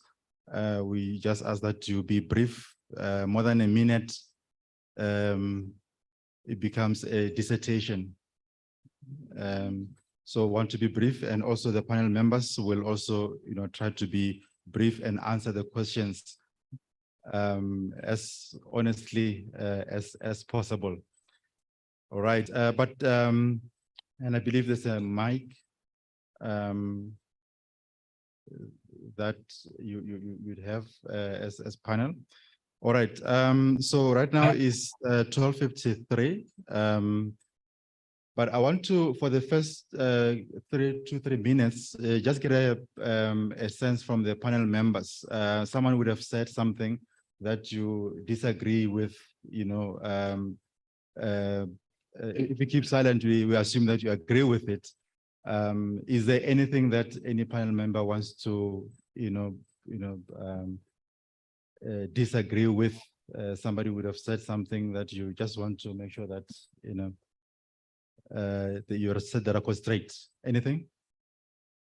Anne-Marie has said earlier that Transnet, you don't seem to be saying anything about security at all in your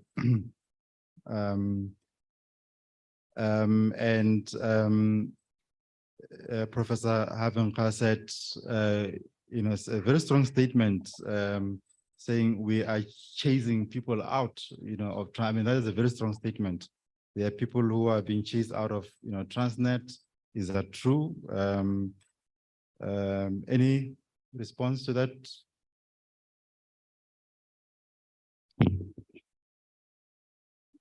Yeah, there's a mic.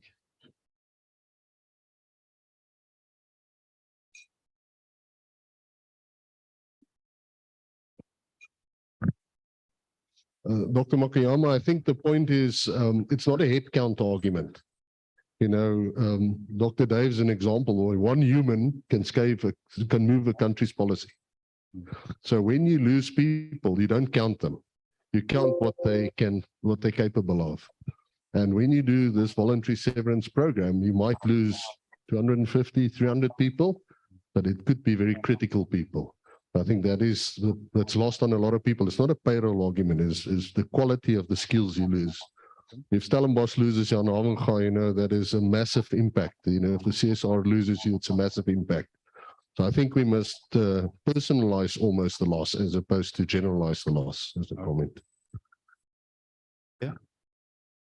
Anne-Marie?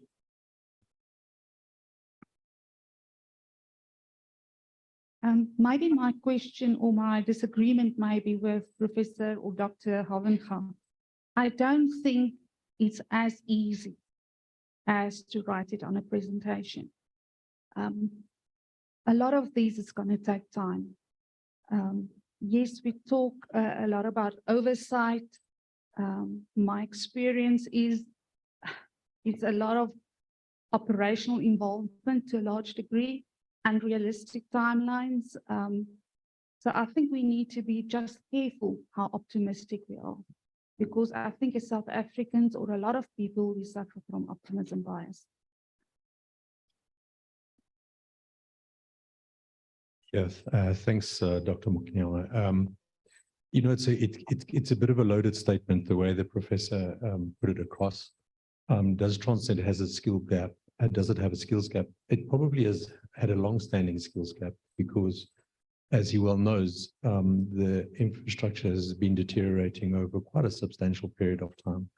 And if we bring it in line with what the new policy requires, is that we actually will need skills to rehabilitate that infrastructure so that we can initiate this policy transition in a way that is positive for the country. We have to actually bring that infrastructure back up to best practice. And then the private sector also has to invest in skills by bringing new train operators and new operating practice into the system. So there will be a big skills challenge going forward.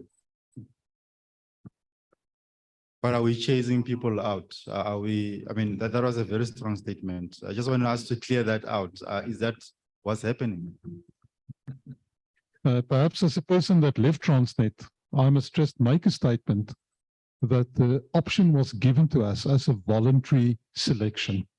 You know, when you applied, it was approved, but it was up to the individual to take the decision whether he's going to sever the ties at the time with Transnet. I think perhaps what Transnet could have done different is to consider every person on an individual basis, just to say, can we afford to lose this person or not? And going forward, where there may be another requirement at some stage, just to take that in as a learning, not to make it a blanket approval for anybody that sees an opportunity on the outside and then leave Transnet or leave PRASA for the same purpose. Just a different comment from my side. You know, we're talking about changing the environment and changing the rail landscape. And Prof. Albenga mentioned the initial freight logistics plan for South Africa in the beginning of the 2000s. I recently had a look at the presentation from 2004 from Transnet, where a lot what we are trying to implement today was already planned in detail. At that time, it was stopped by the GCE that came into Transnet, and it was to say, how do we keep Transnet and how do we protect Transnet's balance sheet as one entity? Perhaps the blame is not the current management or the state capture, but it's a culmination of what happened over the last 19 years of not implementing it at a time when the country could have afforded some of that changes. If we concessioned the ore line and the coal line like what was planned in 2004, the National Treasury could have afforded to support the rest of the network. Today, perhaps not. So let's also just take note of that. Thank you. Right. And then another point that may come as a contradiction. Lisa at the beginning said she's doing quite a lot of business development across the continent. And we didn't quite hear that coming through, the intercontinental, trade. Even the lines that Prof. Havenka projected are still a recreation of what you used to have. Anything about intercontinental trade? Is that a priority at this stage or not? Just one comment is that when we've established the economic network, so we've reduced the network to that component that we want in the regulatory asset base, we've been clear that we require a link to every one of the SADC countries that is our neighbor. Even if that link is not adequately used at present, it's a country-dependent requirement. So that is been one of the criteria under which we made sure that those links were included in the network. To add on to that, we also ensured that every major city was included in the network. Thanks. Okay. All right, and then Prof. Havenka, come in. Yes, I think I need to respond to this if I can still be heard. Yeah, I've been analyzing this for 40 years, so I believe I've got my finger in the pulse. So I'm going to say this just first in terms of what Anne-Marie says. Yes, you're right. What I'm trying to say is the how is very well known. Now, what's easy here, if I say easy, we know the exact path that we need to follow. It is going to be a difficult path, but we know exactly how to follow it, and I think we can fund it. So we have the tools to do it. There's very few things that we don't have. If you have the plan, if you have the tools, if you can get the money, I call that easy, but a lot of people is going to work very, very hard to get it done. They I agree with you 100%. I agree with Andrew that there's been a long-term skills gap. That has got worse over the time. There's no doubt about it. We know that. Without a doubt, if I were able to draw a graph, the graph will mimic the same graph that I've got. the same graph that I got currently. Recently, there's been a massive exodus of skills. I agree that it was a personal. I agree it was a personal. You could mute yourself, people online. Please mute yourself. Yeah. So yes, Andrew's right. There's been a skills gap over time. If I were able to draw a graph, that skills gap and the people leaving the country has absolutely accelerated over the last 3 years. I mean, leaving the company. And I also have no doubt, because I've got my own research about that, it's solid research by now, is that the various reasons why people left the company. There is reasons of, yes, I've been given an opportunity, I've weighed my opportunities, and I think I can do something better at some other stage. I can assure you, there's people that take the voluntary severance package because the culture was too difficult to handle. And I know many people who's actually not taken the package, but it's just left because it was difficult to work there. I can understand that people around the table there cannot say this. I don't even know if they think this. They are people that chosen to stay, so maybe that says something and it's easier for them, not a problem. I don't know. I absolutely don't know. I can assure you that many people took the package because of cultural problems, and many people just left, just resigned and left. So the skills gap that we currently have is a trend over time, as you've seen on my graphs in terms of volumes as well. And it's accelerated in recent times because it's very hard to work there. It's difficult to work there. I take my hat off for any skilled person that is still there. I will stick with that statement. All right. He says he'll stick to it. One last contradiction that I picked up before we open up is what Mr. Jaap van der Merwe is saying about prioritization. He seems to be saying that we're trying to do too many things. We're not prioritizing. He said, if it were my business, I would do 1, 2, 3 things and leave out the rest of the many things that need to be done. A question to colleagues from Transnet. Do you, and perhaps also from PRASA, do you think that we may be doing too many things at the same time, or do you think we are on the right track in terms of the number of initiatives that we currently embarking on?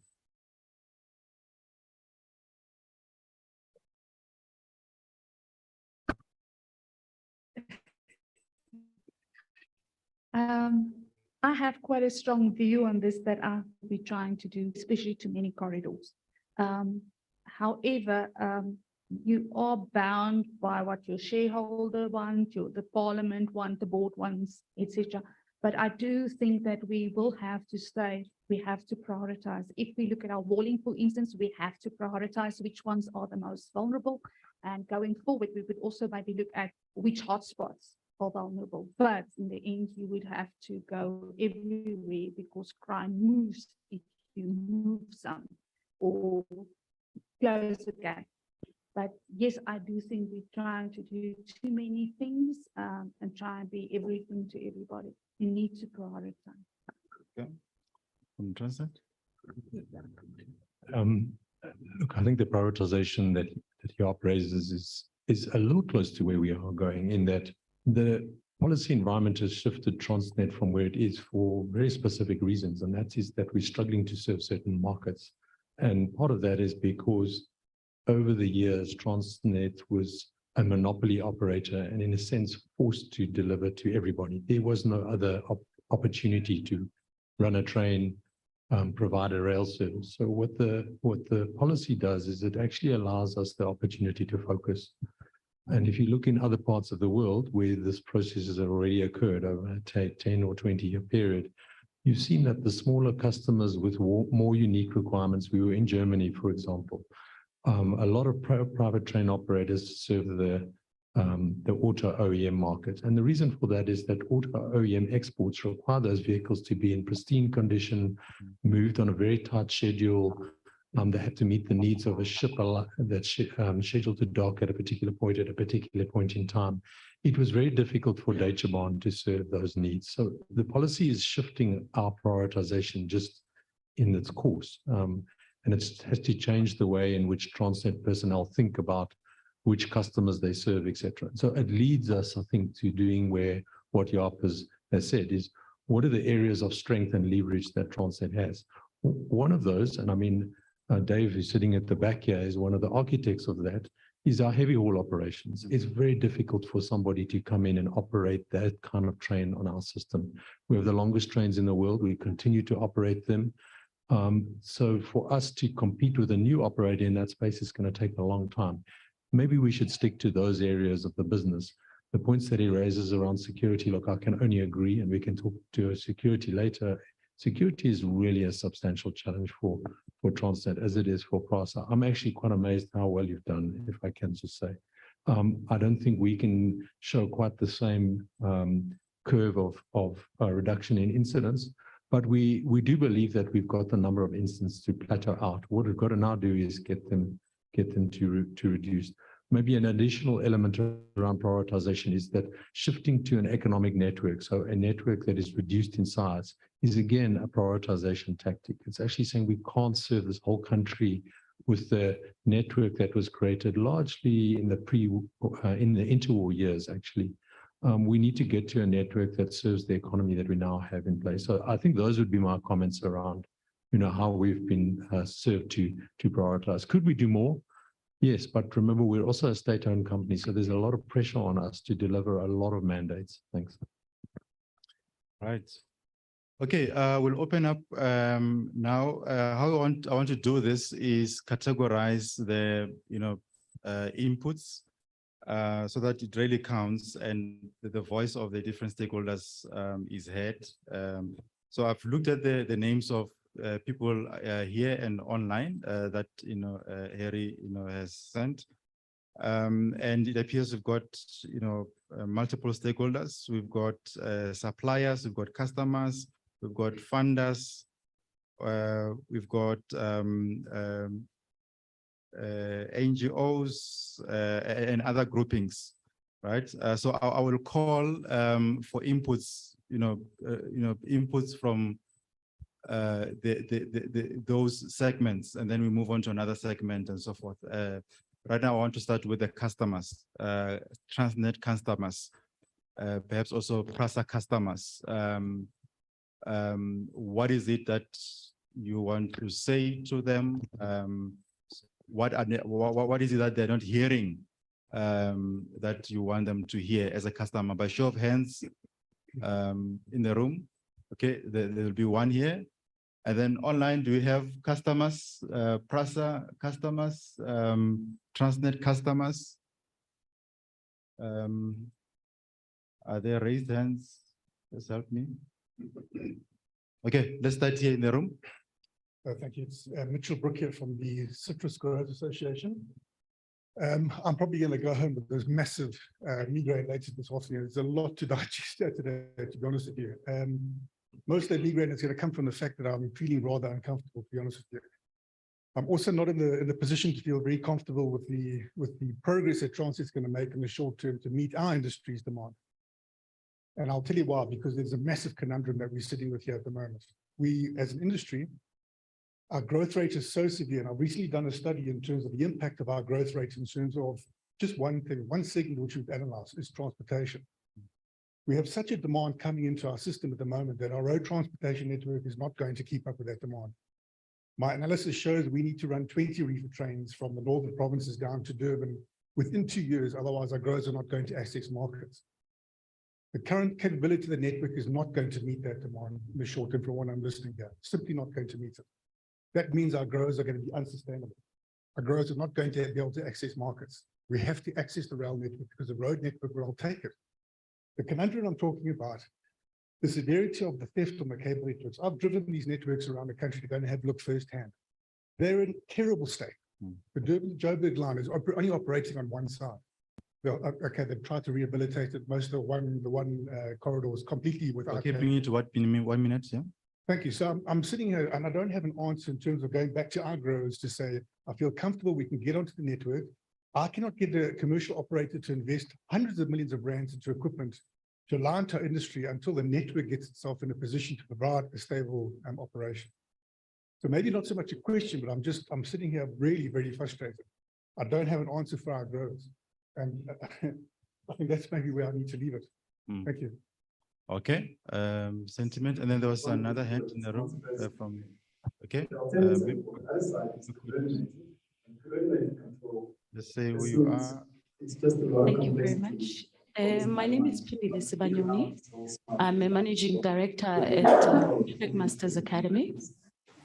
So it's basically firstly a comment about the skill set in the country in railways.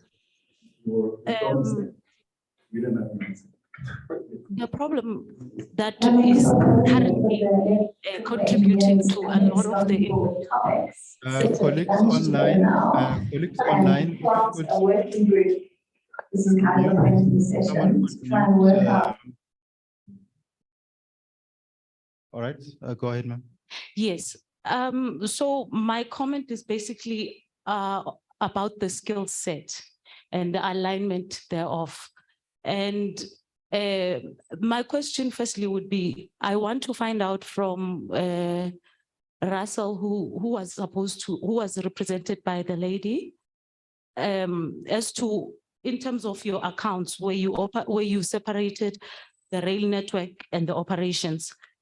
I want to understand, where does the School of Rail fall under in terms of training and skills under those accounts? And then I would also like to retaliate the panel's comments regarding the skill set and why people are leaving Transnet. I think my reasoning is different, because when I started out as an engineering technologist, there was a budget for me to do my work, basically upskill my skill. We're keeping it to 1 minute. Yes. So now we leave because there is no budget to do maintenance or to get projects that will keep your skill updated and growing. So that's the issue that the reason why I left Transnet. So I believe that there's a huge gap in skills alignment that then results in us having all these infrastructure maintenance problems and upgrades. So I think the School of Rail also needs to be part of this forum, because we need to, they serve everybody in this room, every stakeholder. The supplier depends on Transnet School of Rail, the contractor, the consultants, Transnet, PRASA, everybody. Yep. So we need reliable skills. We need aligned skills. Skills are not aligned currently. Okay. And this is just a fact. All right. Thank you. All right. Again, let's keep it to customer views at this stage. I know we have other inputs. We'll get to you. At this stage, customer view. You are the customer of PRASA. You're the customer of Transnet. There's a hand there. And then we'll get to the other categories.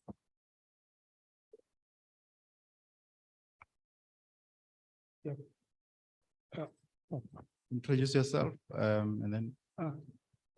Good afternoon, everybody. I'm Kevin Governor from Cecil, part of the rail commercial team within Cecil. So thank you for this forum and for the ability for us to engage. I think just two questions. One, in your financial statements, you reflected the mining industry, let's call it for that, iron ore, coal, and so forth. The gentleman, I think Yap from the member, mentioned a comment that if he would do something, one of the things he'll concentrate towards the coal, iron ore, manganese industry. And even in the slide, I think, and I may get it wrong, but it was the lady Deirdre or Andrew that presented a slide. I didn't see anything, any information, any slides that's relating to the chemical industry. And so my question is, where does the chemical industry feature in Transnet strategy going forward?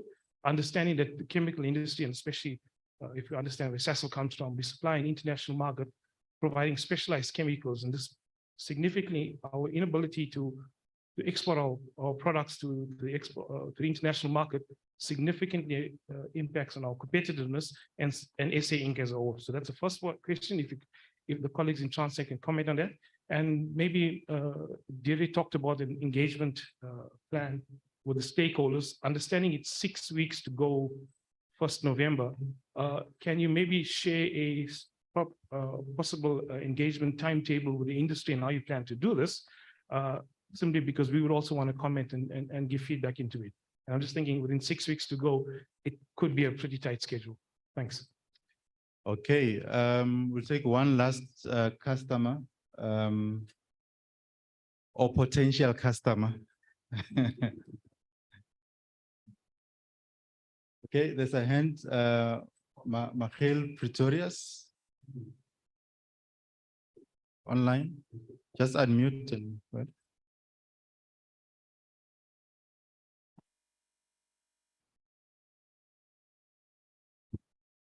Michael Pretorius, we can't hear you.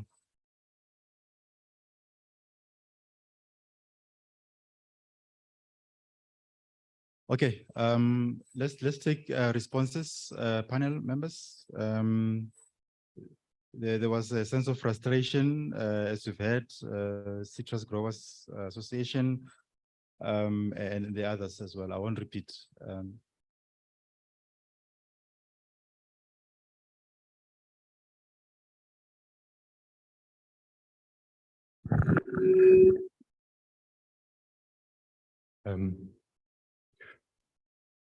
Mitchell, thanks. I mean, we've had a number of engagements, and I think you're very much aware of our challenges, and we've brought you into the ports and onto the network to see some of those challenges in real life. I think what we've attempted to do is to try and get closer to the customers in that process.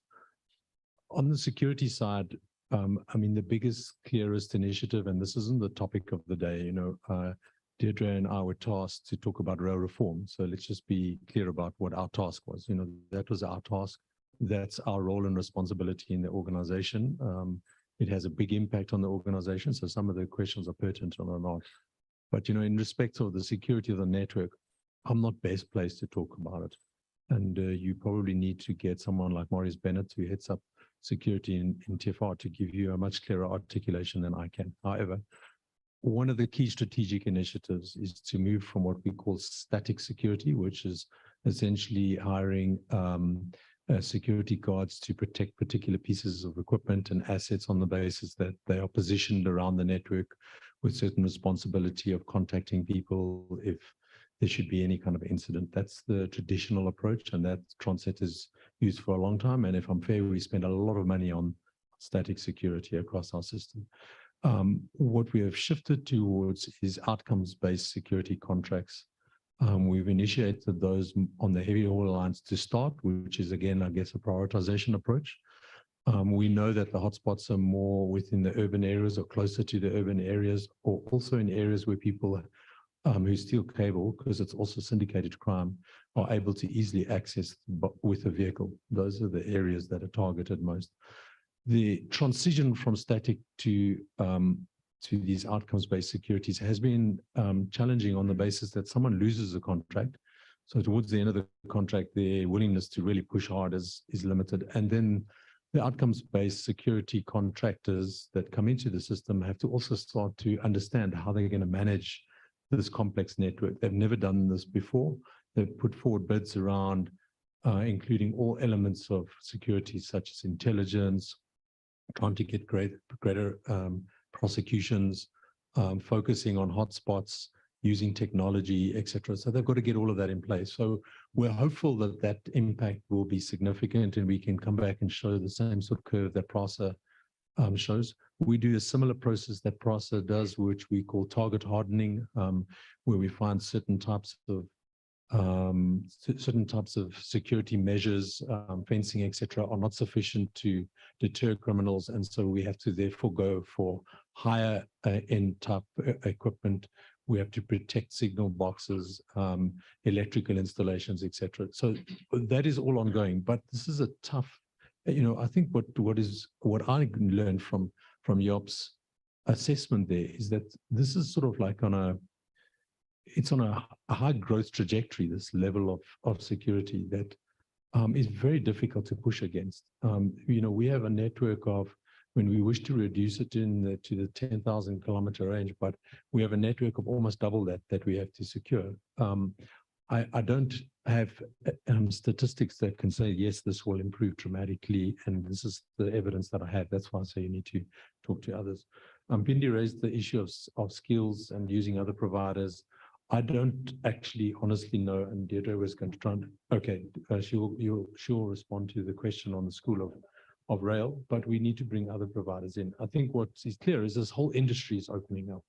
And so the industry is going to change, and it's going to have different providers, and there's going to be different operators. And, you know, my response to Cecil is that change is also going to affect the manufacturing industry dramatically in how they think and how they contract for new services. And, you know, I would encourage them to go and look at countries where it's happened and just see the impact that different providers, as well as the changes in the traditional provider have had to alter in those environments. So DB Freight, which is the residual of the Deutsche Bahn group, which is state-owned, has had to also change their operating model dramatically because they now have to compete. So, you know, things will change, and it's difficult to respond to immediate needs of what is in the Sasol environment that needs to be responded to, or any other environment. We're in for a period of change. From our standpoint, and the slide that I showed where TFRB has to become an operator means they have to prioritize which customer base will they protect, and which customer base will they grow, and which customer base do they decide that they want to have a limited exposure to. They need to go through that process. I don't think they have gone through that process. And in any case, that's part of their commercial repositioning in their own right. So, you know, those processes have to take place. Let me ask Deirdre to deal with the rail academy. Yeah, so in terms of the feedback, the School of Rail has been taken out of Freight Rail. So it's a standalone Transnet Academy, and it reports directly to Transnet Group. And I think that's to make it open and accessible to everybody in the private sector, because I think there's also opportunity for the academy to grow and then work with service providers. The National Rail Policy is very clear around skills development in the industry. And I think if you look at the pre-qualification criteria or criteria for train operating companies, you have to send your drivers for refresher courses. You have to train your track masters. And I think the point is there's a lot of technology and other ways of training out there that can now be brought into the process. Then just on the engagement, Russell is planning that for the first week of October. So I think what's quite important is that obviously through this process, we know who would be interested stakeholders, but the plan is the first week of October. Okay. So someone could say, shouldn't you start with customers first and then design on the basis of customers? Why consult customers when you're about to finish the process? I mean, part of the sentiment is that, you know, why consult later as opposed to earlier? I'm going to give you my view. A lot of what must be done to comply with what must be in place on the 31st of October still has to be taken through the board, taken through the shareholder, and also syndicated with the Department of Transport. The regulated asset base, the size of the network, the access regime and framework, the pricing. Remember, because this is going to be a transitional period until the regulator is in place. You have to tick those boxes, and I think that is in the plan now.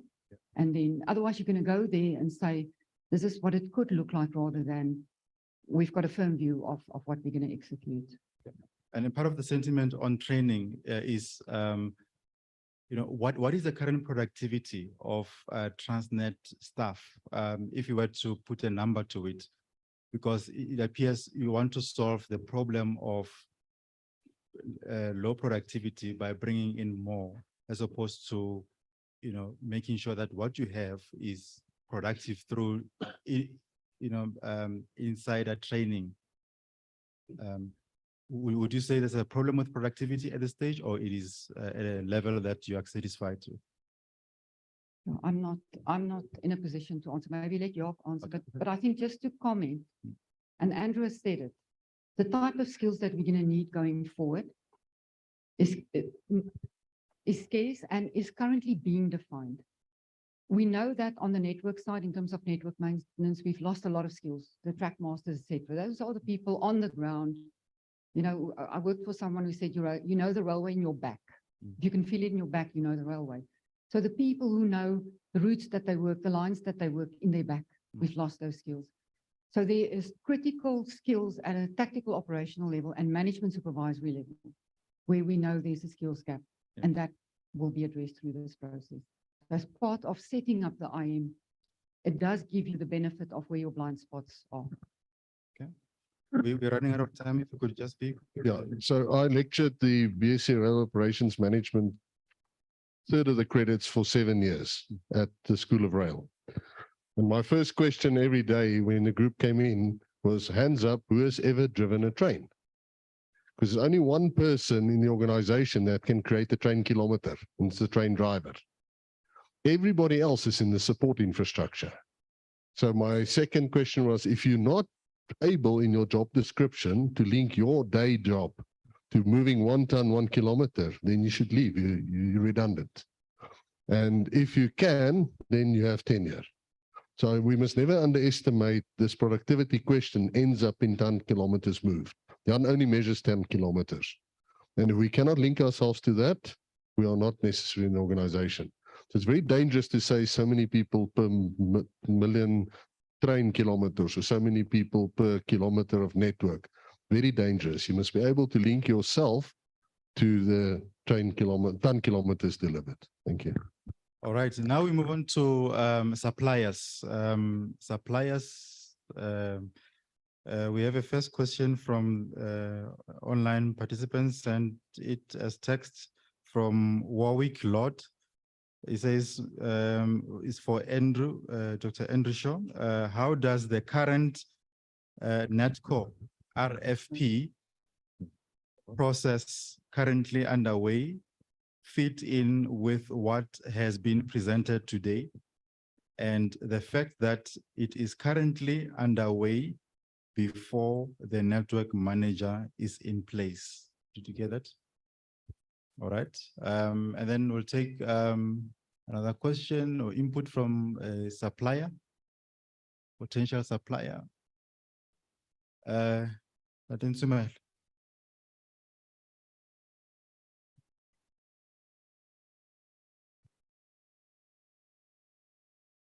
Hi, thank you for the opportunity. My name is Kibitin Jumailo. I left Spoornet in 2006. I was responsible for a corridor then, doing maintenance then, and it's actually true when you leave Transnet, unless you get into the space, you leave the industry and you are lost professional.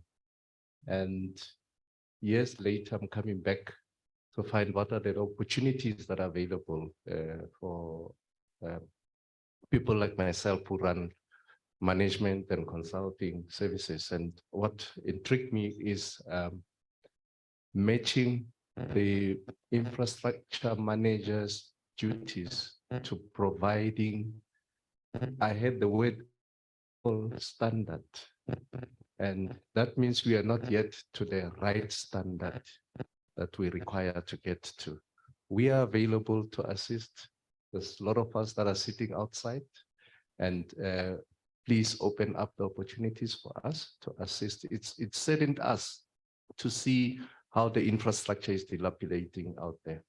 And we want to participate and sort of come back to the industry. Thank you. All right. There's a hand at the back. I suppose part of the question is, how are you innovating around, engaging with suppliers, panels, pre-qualification, supplier development. Ma'am? Thank you, Chair. I'm Lindy Wedlamini. I'm from, sorry, it's an SMME.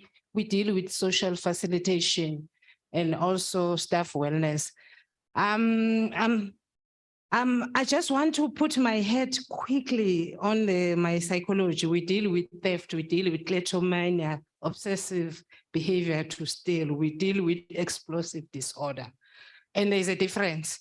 Theft you use, explosive disorder, you vandalize, you just destroy.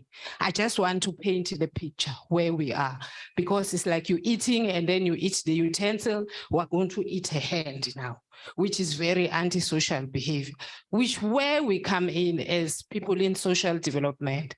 I just want to ask Transnet and PRASA, when they were presenting, I didn't see the key shareholder, social development sector, because we are a state where we need progressive infrastructure development, where you have these shareholders, not with the mentality of hand out, but with the mentality of hand up.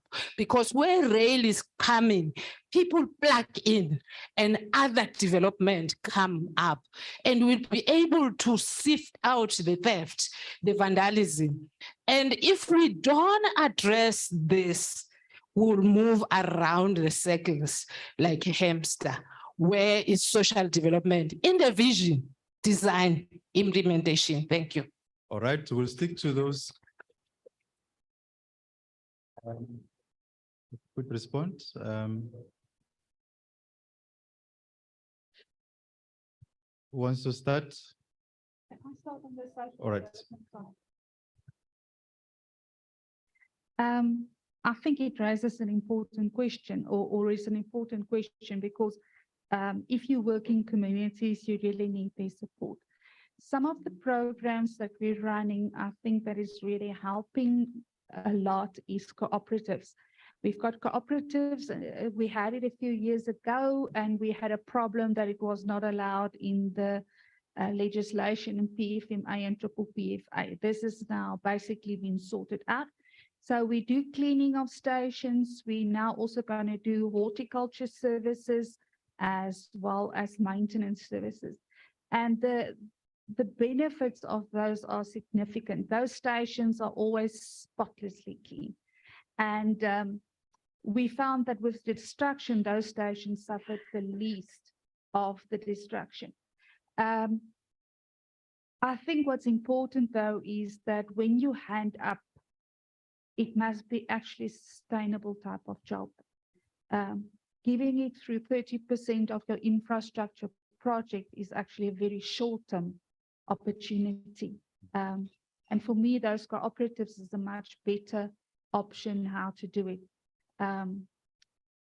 The other thing that we do, especially in our corporate real estate, is to create business opportunities at stations. However, if we do not have the volumes of volume of feet going through a station, you cannot get tenants to go to the stations. So those are a lot of opportunities that we offer, though I think there's a lot more. Where do you advertise those opportunities? The cooperatives, it went out on tender. So all of our tenders are on e-tender. All of our suppliers need to be registered on CSD. Though I think the cooperatives might be slightly different. Sorry, I'm not too close to the process to say, how do we advertise those opportunities? Right. On supplier development and the question, Natko. Look, I think the point that was made was very well made, I must say. You know, it's for us is a challenge within the business. We do it as part of our procurement process. I think the points that you note around the longevity of keeping suppliers alive so that you actually are creating viable businesses is critical. We have programs within certain corridors where we provide clinics, facilities, the Pelapeppa train, etc. Our challenge is to keep up because there's a lot of communities on the infrastructure. And the one point that is made is that if the communities feel like we are giving something back, then they also not only vandalize less, but they also steal less from that infrastructure. And we have some evidence of that. So some of our MEs that operate on the corridors have been tasked to identify additional social engagements, but it's tough because those lines are long and they cover a very significant number of communities, which you could see on your slide. But the challenge doesn't go away. I think the point was extremely well made, by the way. Okay. I just want to respond to the question on the NATCO RFP. First of all, just to say to Mitchell, we know of the need that the industry has. We know of our challenges to serve the industry. So part of the logic behind that transaction or that process was that, exactly, driving that. Because we knew we need the private sector involved to drive the change. So I just wanted to give you that certainty. And what is nice now is that rail reform helps us frame it better.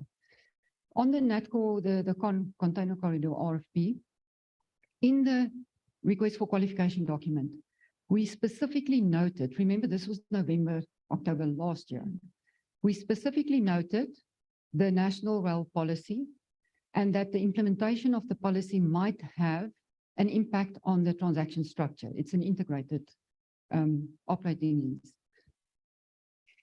And also just to say that the RFQ is in the bidding process, so I can't talk about the transaction per se. But the reason why we included that in the RFQ was to make provision for the fact that should something change and we have to take position, or DOT takes, whoever takes a position, that we can accommodate that in the RFP. Remember, the RFQ was only to qualify interested bidders. It's not a legal commercial transaction yet. And we noted that whatever pans out will be taken into the RFP. So that is currently where we stand. Any infrastructure manager, and we said it.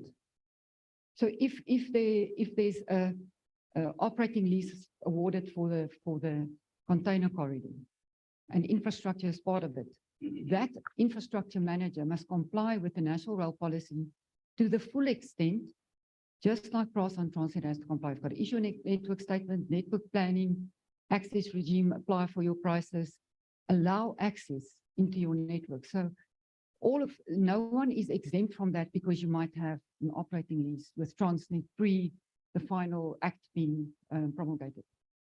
But where we currently stand, whatever plays out will be taken into the RFP. All right, and unsolicited bids. Unsolicited bids, I think part of the sentiment is we have a solution, we want to come to you and provide you with a solution, but you haven't advertised it. How do you deal with unsolicited bids? We have a stock file, we can invest in this property and generate revenue and share with you. How do you deal with such bids? Transnet has, and I need to separate with the implementation of the infrastructure manager. As indicated, the infrastructure manager is the contracting agent for any concession, operating lease, or transaction of that nature.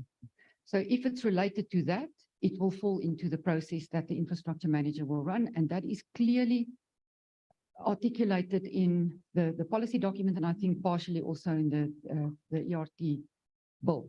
So there will be a process that will guide who can get concessions, and I think DOT is involved in that. Deciding who gets concessions, how they are planned, etc., will be taken away from Transnet. I think it's a joint process between the IM and DOT, and the IM will be tasked with the implementation of whatever transaction. In terms of normal course of business for the next few weeks, because that's what remains for us until October, Transnet has an approved, it's called a joint investment framework. So it's joint investment framework for external partner selection. It's approved by the board, it was approved this year, and it makes provision for unsolicited bids. So if you have something that you think is unique, no one else has thought about it, Transnet might need it in the course of its business, it's very specific of what what is deemed an unsolicited bid. You can approach, depending on what the issue is about, you can approach either the infrastructure manager or the train operating company. And it is a governed process. We still have to comply with the Public Finance Management Act. Maybe just one last comment around the process that we're embarking on with the infrastructure manager, PSP's concessions. It's not procurement. This is not going to be published on e-tender if you want to operate a railway, etc. There's a totally separate governed process. It's not a procurement process. All right. And then the next category we see in the list is cities. City of Cape Town in the list, City of Johannesburg, or other government departments that interface with Transnet and PRASA. There was issues around densities and all these things. Anyone wants to respond to that? Okay, gone. Okay, we're about to, sorry. Are you from the city? Let's take it. All right. Okay. Wait. Oh. No problem. Hi, I just wanted to find out from PRASA specifically about the reopening of Park Station to Vereeniging. How far is that project? Yeah. Right. We'll touch, and then funders, potential funders. I saw DBSA in the list. You are here, you are a banker, you're online, you want to investors. All right. All right. And then competitors or collaborators. Competitors, you're on the road, you want to say something to Transnet. We want to collaborate with them. Any online? Intermodal, anything? Okay, gone. And then universities, I saw a lot of students there.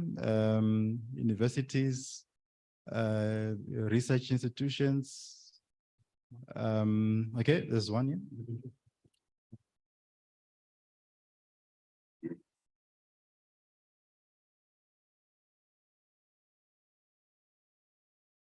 Good afternoon, everyone. My name is Marvin Kosa. I'm currently studying towards my PhD in transport economics. I worked for Transnet for 14 years. I'm one of the guys who took VSP in 2021, just to pursue my PhD on full-time basis. My research is based on the efficiency on the nut collar in the container corridor. If the third-party access will be able to enhance the corridor. The question that I have is regarding to our colleagues from Transnet. Does the infrastructure manager have any plans to harmonize the entire network system, especially the technical specification, for example, the grade of automation around the section? Especially because of, I know that most of the customers that, the operators that will be coming in, they will be using different types of resources. So does the infrastructure manager have a plans to harmonize and standardize the operational procedures and the technical specifications? And the second one is based on the container corridor, is there any plans to enhance capacity within the corridor given the current status of the network? Because, for example, now currently there are 2 to 4 trains running per day instead of the design plan of plus 40 trains per day. Thank you. All right. We'll take another category so that we wrap up. Organized labor. Organized labor.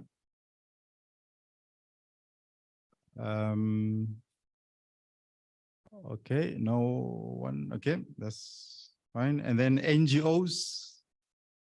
I saw WWF in the list.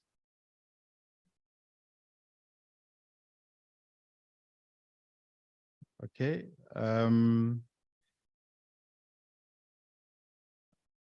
Right. And then any other category that I have missed, just 1 or 2. Anyone who is okay, let's stick to those responses on. There was an input on the timelines for Vereeniging Park Station and others from our scholar. I think I've missed the scholar one, but you can just clarify for me. We are working on that line at the moment. There's quite severe damage, especially around Kliptown. And then we also had flooding damage, but our aim is to finish it early in the new year, 2024. We are pushing for earlier, but I try to be a bit more pessimistic or realistic. So I would say by March 2024, it should be up and running. But note it will be with a limited service because the signaling still needs to be done. What was the question? It was mainly to Transnet around the, yes, yeah, about harmonization, role of the infrastructure manager on harmonization standards. Yeah. So I think that the answer is twofold. So currently, in terms of the network, we've got different axle loading, some are electrified, etc. 3 kV, 25 kV DC. So we do have a mixed bag network. Part of the planning that I would foresee the infrastructure manager doing with DOT is the plan to modernize the network and what that would entail. So I think for now, as I indicated, that the infrastructure manager, there's phases. First is establish and just a preparatory phase. Then we've got the moving to regulated entity, and then we've got in-state. A lot of this is around planning and the master plan, and there's been a lot of discussion around doing a master plan. I know we've had, for instance, the discussion about gauge. Where does this fit into the bigger picture? So we always say that the best rail network is what we call the vanilla network. Everything looks the same. Loops are equal length, axle loading is the same, etc., etc. But we're not there. You know, that's the ideal state. So for now, and I cannot speak on behalf of Russell, but I know what is in the phases. We optimize what we have while we plan what we need to do in terms of modernization. In terms of the container corridor, the 2 to 4 trains a day, it's not a capacity problem, it's a density problem. It's a market and service and all of that, which is why, as we've indicated, in November last year, Transnet issued a request for qualification for the private sector to come in and assist it with operations in the corridor. So it is not a capacity issue. I think what Joop indicated in terms of the level of security incidents, we feel it. And I think there's been a lot in the papers around the impact of that in the corridor. But again, saying where we are now with rail reform, come 31st of October, come 1 April, the private sector must also come and assist and participate in growing the volumes. Okay. If I can just add something, and this is regarding the NATCO, or the main line between Johannesburg and Durban. And Deirdre, I don't want to call it a container corridor because it's containers and agriculture and the chemicals and the rest that we must all cater for. It's a very general freight corridor. But when we start getting access for the private sector, you will find many more entities running on the line, contributing to the upkeep and the maintenance and the security of the line. So it is an integrated approach that will see the changes coming. I've heard what Mitchell was saying, you know, currently it's one line operating, but Dr. Dave van der Meulen will also tell you with the current volumes, one line is enough on the NATCO. You don't need that second line. There's not enough traffic to have a dual line on that specific rail system. So please understand that we need to move quickly towards operators having access on the line so that we can increase the density that Prof. Jan Hovenga also spoke about. I just also wanted to make a comment on what Kevin Govender from Sasol said, and we need to give recognition to Sasol. They were the first company in this country that invested in rolling stock, and they own the biggest private fleet of wagons in the country. I think it's nearly 1,000, Kevin, if I'm correct. And that was the start that also triggered the indication that we can move forward. And also then from the Department of Transport, why we had to push to say, how do we protect these assets when we do funding, that the funders will be allowed to actually do that funding. I referenced at the beginning just the Luxembourg Protocol on that. But it allows them, Sasol, not only to consider Transnet in future for a hook and roll agreement, because they already have a hook and roll agreement running from Secunda to Richards Bay, but to consider either setting up their own operator or to contract with a different operator in future as well. Thank you. And while I'm still on that, this whole private sector aversion, I mean, there are sentiments that say, you know, you don't want to privatize, and often Transnet is very cautious about the word privatization involvement. What is the thinking around, what did you say to private sector, you know, potential participants who hear these things? They say, you know, it doesn't look like we're being, you know, we're needed in this space, and we don't want to take the risk. What would you say, given your involvement in that crisis committee? From my side, and I will give to Jaap as well, but from my side, it is very much to say, take note of what the president said, to take note of all the information that was published, look at the legislation that is going through Parliament. In a year, the full system will look different. And to take the risk, invest today. It will take you 2 years, 2.5 years for new locomotives to be delivered in the country. There's also a different aspect that we need to take note of. And that is when the private sector start to invest in rolling stock. I expect on locomotives that every one of that locomotives will be a diesel electric locomotive for today, not requiring the OHTE or the overhead electric equipment. So the access pricing also then from the network manager will be an access plus additional services like the provision of electricity. But it may become quite expensive for the operator that continue to run on specific lines like the NATCO with electric traction. Yeah. All right. Our time has come and is gone. I don't know if panel members, if anyone wants to say one last, you know, something that is on your chest, you want to take it out. You forgot to say it earlier. Anything before we go?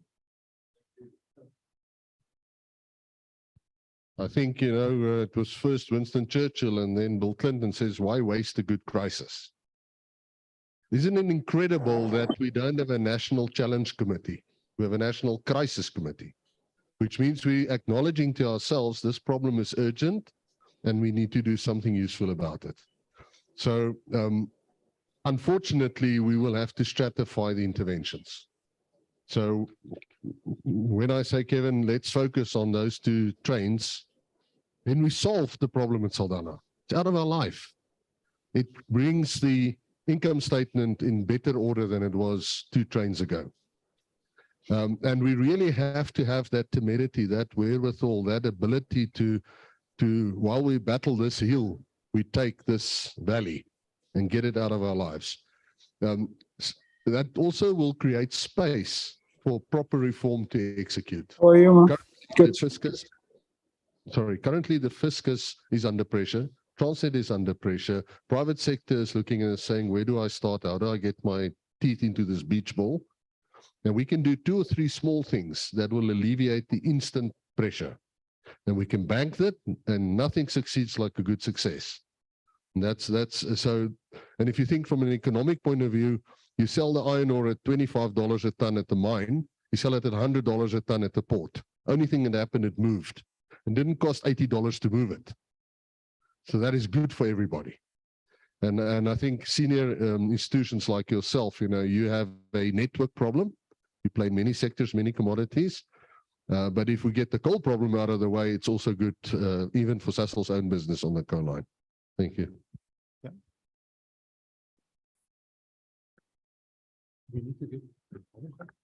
Yeah. Professor Havenpa? I will always remember for myself this. Stick to your statements. Yeah, very shortly. I will always remember this for myself as the Inverness moment in Scotland where I am. The second statement, everything that I think that needs to be said was said. Let us remember that. And my first statement, my big dream of my life was to see the railway safe before I die. And I'm getting very old. So get on with it. All right. Panel members here, anything else?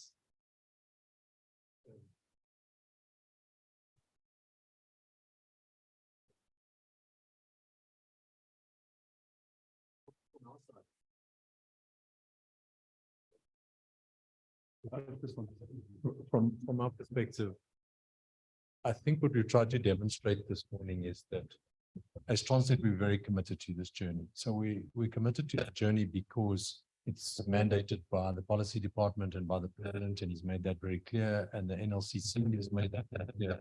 So that's one level and reason for the commitment. But from our standpoint, actually, as we visited.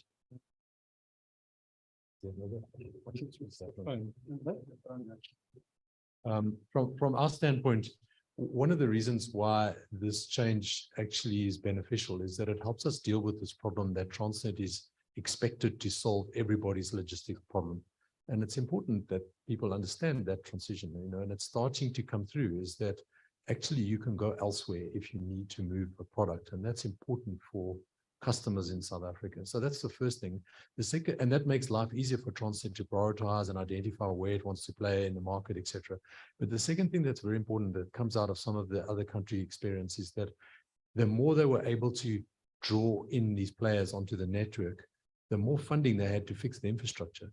And we take that for granted. We can't fix our infrastructure because we're not running enough trains. Prof. Havenga has a target of 350 million tons. If we were moving 350 million tons on our network, we would have a lot of money to get that infrastructure updated and upgraded. And then the last point is just to say that our focus in Transnet around private sector involvement and our mandate is to draw the private sector in, crowd the private sector in. It's not to privatize any part. So our strategy, both in terms of what we do with all the transactions that we run and this third-party access, is aligned to that specific